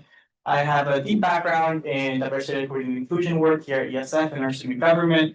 I led our intersectional committee here on our campus called Mosaic, which brought together our now over 11 intersectional clubs here on campus. Over the years, we've had amazing multicultural events. We've helped really help all students feel at home here on campus through really meaningful programming. I also assisted with the CDO search and successfully brought Seth here to campus. And we are just really excited to continue on that work. And I am very excited to champion that through my tenure here at NIST. Here is some of our executive board that we have on MOSA. MOSA is standing for Mighty Oak Student Assembly. Obviously, we have me, the president, Molly, our vice president, Sloan, who is our chief of staff, Jenna, who is our chief programming officer, Sadie Ford, who is in charge of our finances, she's the chief financial officer, Leila Kaufman, who is the chief student experience officer, Gracie, our chief academic officer, Jimena, our chief diversity officer, and finally Jen, our chief communications officer. So this is our team that will help run and ensure that this year is going to be very successful for everybody. So to go a little bit more into what our structure and our structure looks like. We have obviously the president, we have the vice president, we have the executive board, which brings together all of our executive members. Each executive member is associated with a committee that brings together members from all of our student body. We oversee many things on campus. We have a finance board committee, which helps us distribute our budget to all of our clubs. As well as oversee co-sponsorships. We have our judicial review committee, which helps us look at our legislation. Our activity council, which puts on a large part of big on-campus programming, and I'll give a few examples in a little bit. Our academic affairs committee, which is in charge of coordinating all of our department senators and directly coordinating with our department chairs and departments overall. Mosaic, as I mentioned, the intersectional committee, as well as our communications and our student experience. Below that, we also have subsections of more officers. We coordinate Earth Week here on campus, which is a huge part of our student culture and life. And we have a committee dedicated to that. We have our own board of elections that we recently created, and we're hoping to really revamp that and have a better, more competitive election process going forward. We have a sustainability liaison, which works closely with the sustainability office to implement student-led initiatives on sustainability on campus. And we have a very strong connection with our government on SU University. And we have a liaison that serves on both cabinets and helps us have a strong connection. And we recently added an athletics liaison as well, to help manage that relationship with the athletics department and provide a stronger support from the student side of things. And a graduating student coordinator as well. So there's a little bit of our structure. So what our budget looks like. So we're currently on a deficit, luckily. We have a large part of our budget goes to programming, and that includes clubs as well. We have obviously some staff stipends. We revenue at least 307. So I'm not the finance guy, so I'm not doing out the numbers. But $357,000 and $885 in revenue and 356 in expenses, leaving us a net of 1,400. So we have a pretty good finance plan, and we hope to keep going like that forward. So for our work plan for 25-26. So we started off our campaign and now this session with three main goals: transparency, club communication, club collaboration, and putting our students first and foremost. We hope to improve transparency not only within the organization, but also working with the administration here at ESF to allow the students to come to things like the Board of Trustees events, to come to academic governance, to become better informed of what's going on with their campus. We hope to have better recruitment capabilities on our student government through a better election process, through more communication with the student body, And as well as having weekly guests on our MOSA meetings. We really aim to create resources for clubs, so fixing ways in which we give monies to clubs. Systemizing our club storage, little things that will make everybody's lives easier to improve campus programming. And finally, our students first, just being our core value, making sure that our goal is really to work for the benefit of the students and the students only. And that means working with administration, working with professors, working with the athletics department to make sure that the student experience is first. So here's some of the achievements that we've had so far. Obviously, not a very extensive list. Some of our achievements were having an ice cream truck during orientation week, which brought forth a lot of first years, being more purposeful with some of the things that we pay for to make sure that we are really recruiting a lot of students. This year for our fall training, we were able to take students to the state fair, really engaging with our community, getting them more involved. We got to go to a couple of different state-owned businesses, and that was very great. We have improved our welcome packet, which sounds minimal, but it's been great in recruitment, and really allowing students to connect with the organization as a whole. We also worked with student affairs last year to be able to have on-campus testing, and we are now having a pilot, I believe, on 2 classes, which are now we're testing how we can have on-campus accommodations for students so they don't have to go to SU. We are also improving our outreach. We have a great outreach strategy for this year, again, to increase that recruitment. And we are committed to working for our ESF future as an institution, working with all the stakeholders that we have, and I'll go a little bit more in detail onto why that's. We recently elected our board of elections and are reformulating our election process, again, for improved transparency.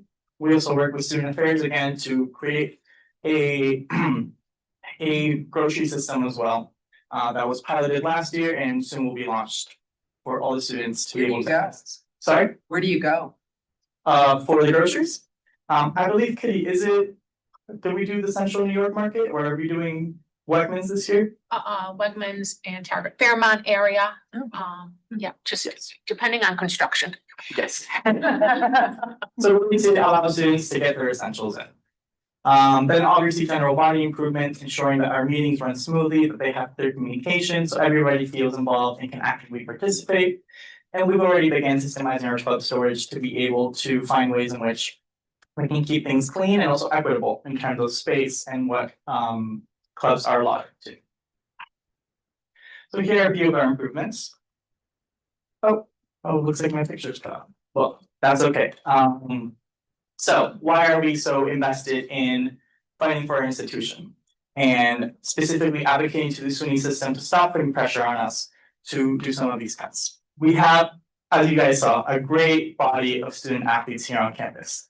We have some of the most greatly ranked student athletes in terms of teams. I think our cross country team won like nationals a couple of times, 5 years in a row or so, 4 years. And very involved. It's a key part of all of our student experience.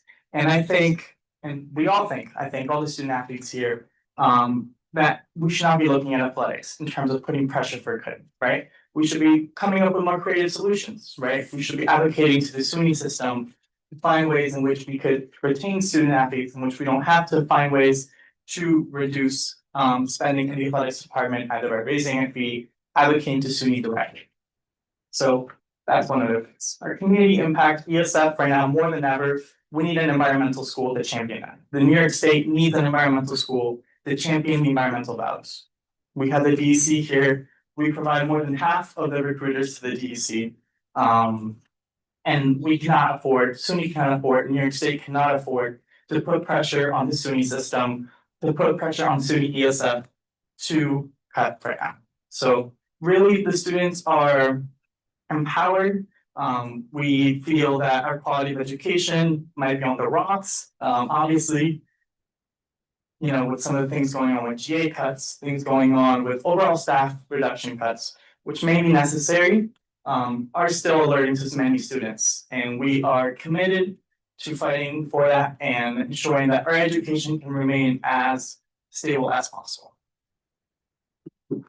So On a more positive note, this is some of what our fall scheduling looks like. We have, I think 6 events going on.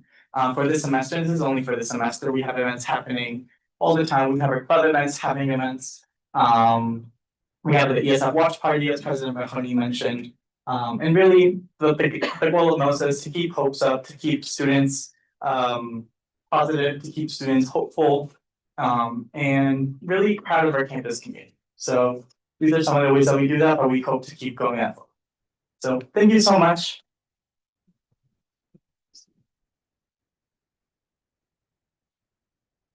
Are there any questions? Great presentation. That's amazing. Thank you. I know. Quite the organization. Yeah. It's pretty impressive for 21 days. Always put the pressure on the set, doesn't it? Emily. Thank you, Mary. And I'm so sorry to miss your presentation, Molly. Thank you very much. See you next time. A bit more time this time, thank you. You did. Gotcha. Thank you. Hi, everybody. My name is Emily Frieden. I am a 4th year PhD candidate here. This is my first year as president of GSA. I'm very happy to be here and chat with you about what GSA has planned for the semester and a little more about grad student life on campus. So today I'm going to talk about our GSA vision, our mission, the current Senate, our planned programming, a little budget overview, and then a couple grievances as well. So GSA vision, I believe the past couple years Em has brought this up, so I won't read this whole thing for you. We have had the same vision consistent for the past couple years, but I want to draw your attention to the fact that we represent the interests of the graduate student body, the entire graduate student body. So as we see our graduate student body change, bringing in a couple more paid masters and securing programming for our current master's and PhD students, we are here for everyone on campus, not just PhDs. So just want to make sure we're all clear on that.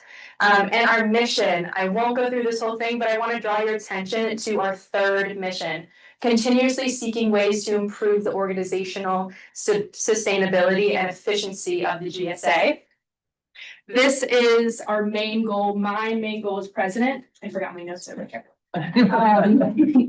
But I really want to make GSA as efficient as possible. The past couple of years, our past president M was fantastic in making programming, and I want to keep that going and make sure it can sustain for the longevity of grad students here on campus. So bringing us into our Senate, who will actually be making this all happen. We have a wonderful full Senate this year, or pretty much full. A couple key people. Our CFO is Miriam, Chief Program Officer Madeline. She works so hard planning all the events on campus. Our Vice President Sam, who is so organized and super helpful, keeping me on track in our meetings and beyond, as well as our Communications Officer, Lalitha. She is great at communicating to the student body what we have going on and what we have planned. Another really important role, our Grants and Awards Chair, Ivana, as well as our Edge Rep, Colton. These are 2 of our most well-funded programming we have, and it's really good in supporting professional development of our graduate students. Our budget, we're working with about $70,000 this year. You can see most of it is spent in programming. Programming includes social activities, professional development activities, as well as our grants and awards. Those internal fees you see, that's covering our insurance as well as our accounting fees and just little things like that. I want to point out our department funding. I think this is a great part of what we do. Despite only being 5%, it is direct to each department. We give $400 per year to each department through the department representatives to spend on their graduate students. Despite SUNY ESF having a very cohesive goal, each department functions very differently and each student needs something a little different. So to help with that, we give $400 a department, which I think is great. I've been a chemistry representative the past couple years for GSA, and we use that money on our mixers, on buying cake when there's something to celebrate, so it really is a positive thing that I love. But I do want to point out that our grants and awards are supported by the Graduate School and the Office of Research Programs historically, and we're really thankful for them for allowing us to continue our grants and awards for students. So bringing us into programming, this is most of what we do, as you can see by the budget. So we have student socials. We just had our first welcome back social with over 80 attendees. That's about 25% of the student population or graduate student population, which is a great turnout, and I'm really happy with that. We also will be doing a January spring welcome back, and then we always end the spring picnic. So 3 main social events. The most of our programming is professional with our edge events. So we have sci-fi, our stats and writing groups, and that's really working for graduate students to practice presenting their research, to hone in on how to go through all their data, as well as write in a room with some cookies and coffee with no distractions, because all graduate students always say we need to write more because we're always pulled in other directions, and I would much rather be making a solution than sitting on my computer writing all day. So these groups are great. Also, third mention of the college store premiere, September 24th. Come on out to Marshall. You can see Dan and I in it. And we really appreciate our Office of Communications and Marketing, Tyler. I see him. He was really instrumental in putting this together.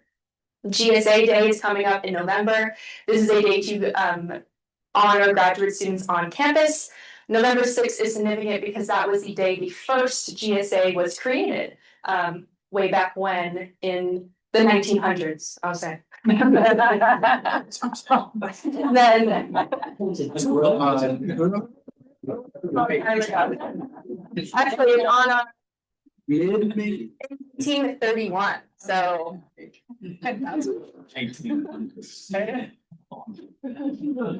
And to bring some attention to our grants and awards, this is what I'm most proud of GSA does. We give research, travel, and professional development grants.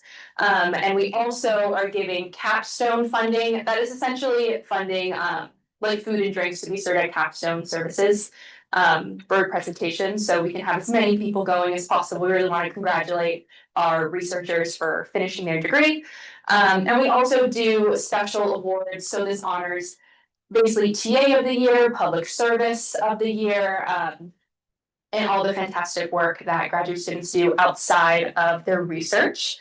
And we also do a final credit. So when grad students are finishing up, usually they're just taking 1 credit worth of research.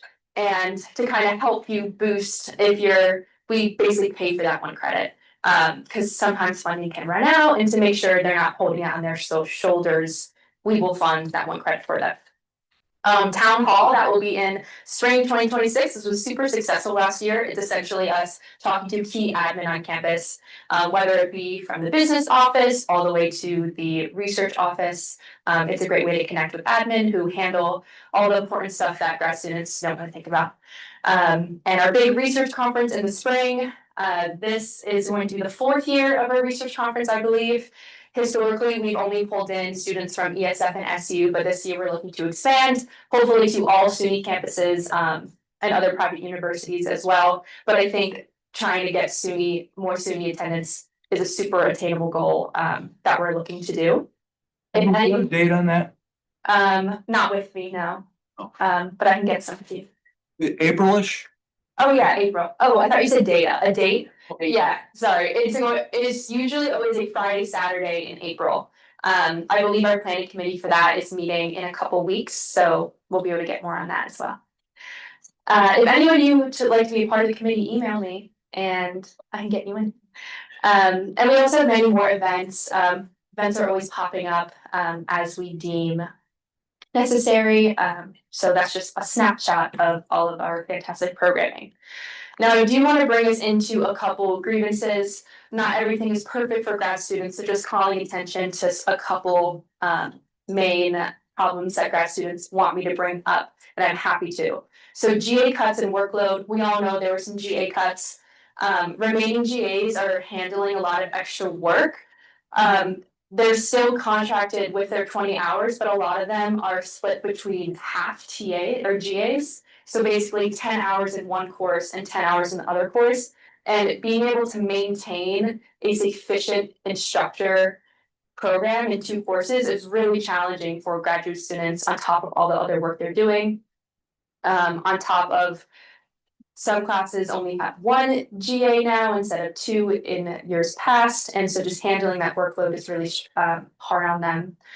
Also, another problem can be clarity of roles and expectations. So graduate students really need clear communication of responsibilities from their professors.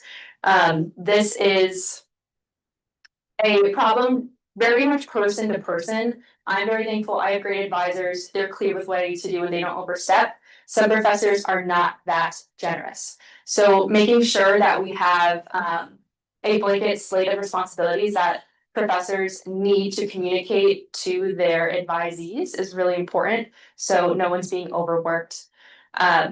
Also, I do want to call attention to administrative support shortages. We have such great admin on campus, but obviously with necessary cuts to save money, but I want to make sure that we're not delaying any needed necessary processes on campus. There's ongoing delays in payrolls and reimbursements, and this hits grad students really hard because, shocker, we don't make a lot of money. So We don't have any money. yeah, so there's some students that did work over the summer in like the first part of the summer still haven't been paid. Some people who taught at Cranberry over the summer still haven't been paid for their work. It's really struggling, especially when people are pretty much living paycheck to paycheck. It's really important that our grad students get paid. And I don't want to see this slowing down at all with cuts to the admin or just faculty in general on campus. Emily, after you and I met the other day, Mhm. I took this concern and have been assured that we are moving faster.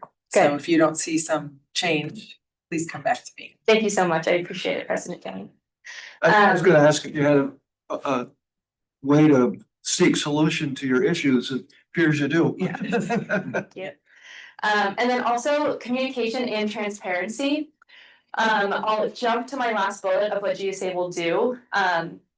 I will say I do find a lot of the students complaining about not knowing what's going on campus are not at meetings like this, where we really talk about, I think you have done the best you can with being transparent, especially with the every day something is changing, so you can only do so much, but I want to make sure graduate students are attending our AG meetings, attending board of trustees meeting to make sure that everyone is getting the information as possible. GSA wants to start a monthly newsletter, which we actually have never done before. So I think that will also help make sure everyone's kind of on the same page with what's going on campus as we're going into the next 5 years of a lot of change and a lot of hard work going on everyone here.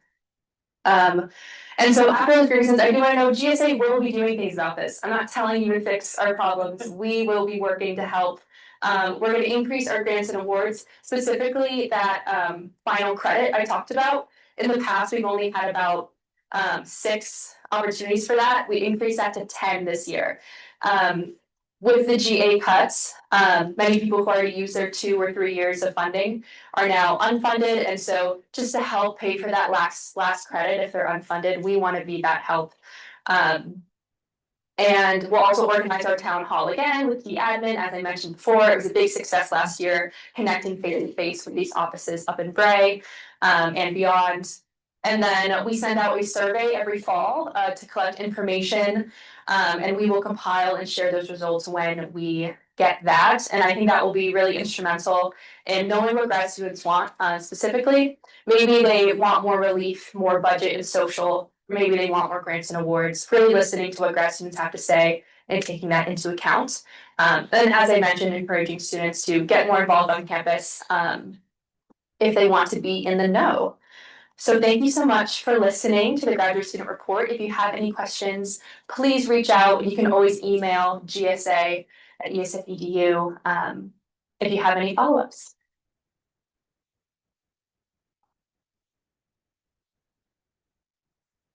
I just wanted to say to both MOSA and GSA, I'm happy to come to one of your meetings. If you let me know, or this town hall, I don't know what the format is there, or if you like, I won't commit, Joni, but if you want to join and I to attend the meeting together, happy to do that. We did a meeting with the chairs. I thought it was very good. That way you get the president and the chair. Can't say, oh, I heard it, but you heard it, but I didn't. That kind of thing, so. Thank you so much, Chairman. We'll definitely take you up on that. I can send you our Senate. And if I can't do it in person, I'll do it. I will do my best to do it. Okay, academic governance report. Is Aaron or Ruth or both here? Again. Aaron, okay? A fellow tie wearer. I tell you, it's the garment Catching on. reduction proposal. Catching on.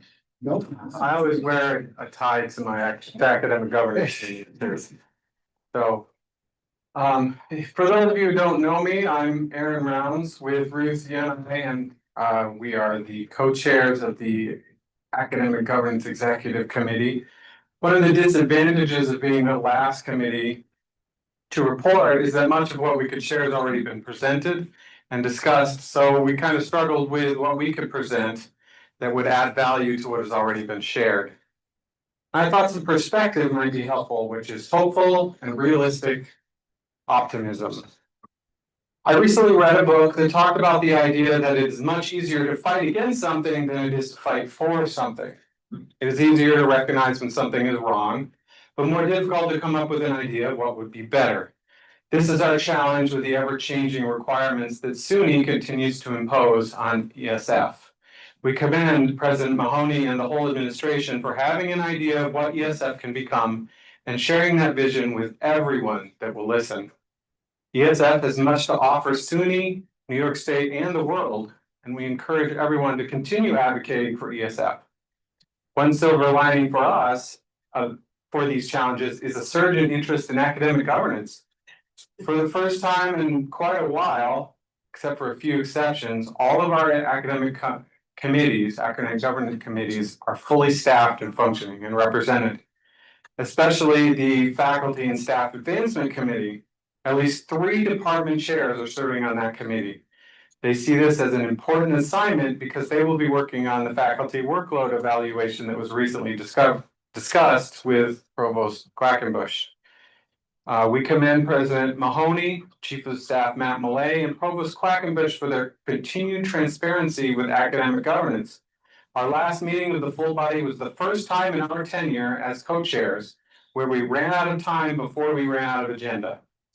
This is primarily because of their willingness to share information and to answer questions. In short, we have a long way to go, but we are on the right track, and we can make it through this if we work together. Thank you. Awesome. Thank you. Very positive Yes. message. No list of prerequisites. He's saving the professors.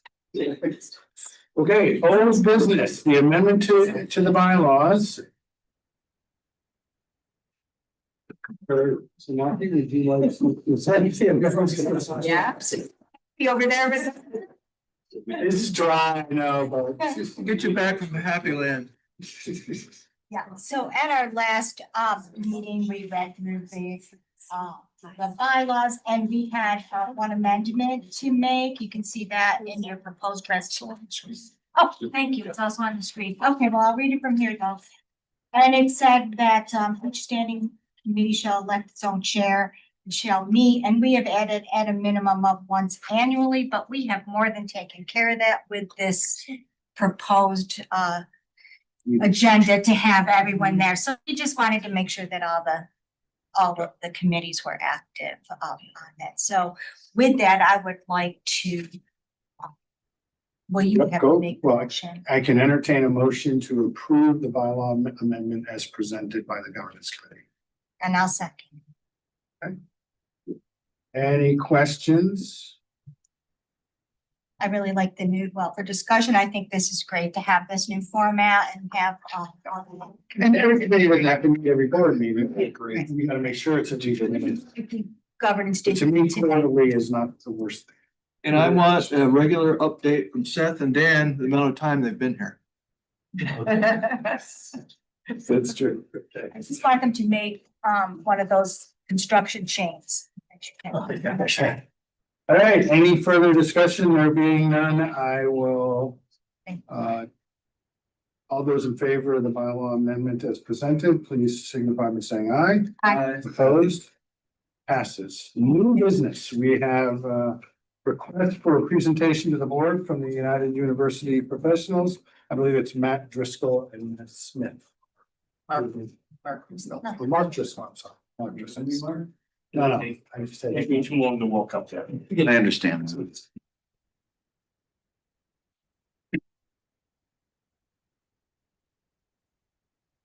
Good afternoon, everyone. I was asked to keep to strictly to 5 minutes today. I am an academic, so that is a dangerous ask, but I will do my best. 50 minutes. 50? Oh, I must have misread that. No, you speak for 15 minutes. Okay, At a yes. time. Very good. Yes, that's it. That's what I've been trained. So at first I want to acknowledge the presence in the room, particularly with all of our student athletes and students here. While attendance is waning because they have to go to class, I recall many board meetings where I was the lone attendee from the community. So it's encouraging as we embark on what might be perhaps the most important 120-day period in recent ESF history. So thank you all for your attendance. While due to other commitments and the activity fair and so on, I was not able to fully consume the finance committee report. Earlier, there was some very interesting information shared with us just today. And I look forward to having the time to digest that more fully and engage with the community on that. I'll say, Matt, that both the broadcast and my slide deck are already online. Thank you. So when I have a spare moment, what does immediately jump out to me though is how are we going to reconcile this goal of increased retention? Because retention is GAs, retention is staff, retention is faculty, retention is athletics. And I could present volumes on scholarship on all of the above. So obviously that is something I'm going to pay close attention to, as are all my colleagues. Could you advance the slides, please? Thank you very much. I guess we can't. Oh, there we are. So while I am cautiously optimistic, our nascent upswell of advocacy perhaps encouraged those $1 million added in years 5 and 6. Much like we have our fixed tier 6 rallies for our newer employees in the state retirement system, I want to know what's year 6. What's year 6 look like? Because these cuts, I firmly believe, don't take us toward a successful year 6. And I know, and respectfully, truly, I do understand the orders given to our leadership colleagues here. And I understand the face value deficit. What I reject is that SUNY sat idly by for a dozen years system-wide and let this occur. I do reject that the money has been allocated to SUNY for 3 years and not reached campuses. And I do reject that we are all paying the price for that right now. So I'm going to ask the Board of Trustees here, are you with us? It is small money to move ESF from what I see as continued lean and austere operations to the realm of prosperity. And we can do it without cuts. We can do it with growth, but we should not be cutting and growing at the same time. So again, are you with us? Can you help us tell the story that our legislators want to hear? They want to know of all of our deep and rich connections to every aspect of New York that we can surface. Anecdotally, I can say that we do millions of dollars of below-cost research for DEC. I learned of other agencies just this week that we do this below-cost research for. Can we present this as a lost case? As ESF has to shrink what goes away in these services. We are not just a small college. We are deeply integrated into so many aspects of New York State. Yeah, it is not just DEC employees. I am hearing from all manner of state and county employees. We produce New York State residents, taxpayers, those that return to the SUNY system. We support the research and well-being enterprises across the state. This is the story and there is no criticism offered because it is such a complex story to tell that none of us have ever managed to tell this before. But right now, I see is we have 120 days to do it. And if there's any group on this planet that can do it, it is the people at ESF. So let's tell this story. Let's capture all of this. Let's bring this to the legislator as we indeed go into two increasingly difficult budget years so that they understand, frankly, the millions of dollars of return to the state on a very modest investment of $10 million in our mission funding. Are you with us? Thank you.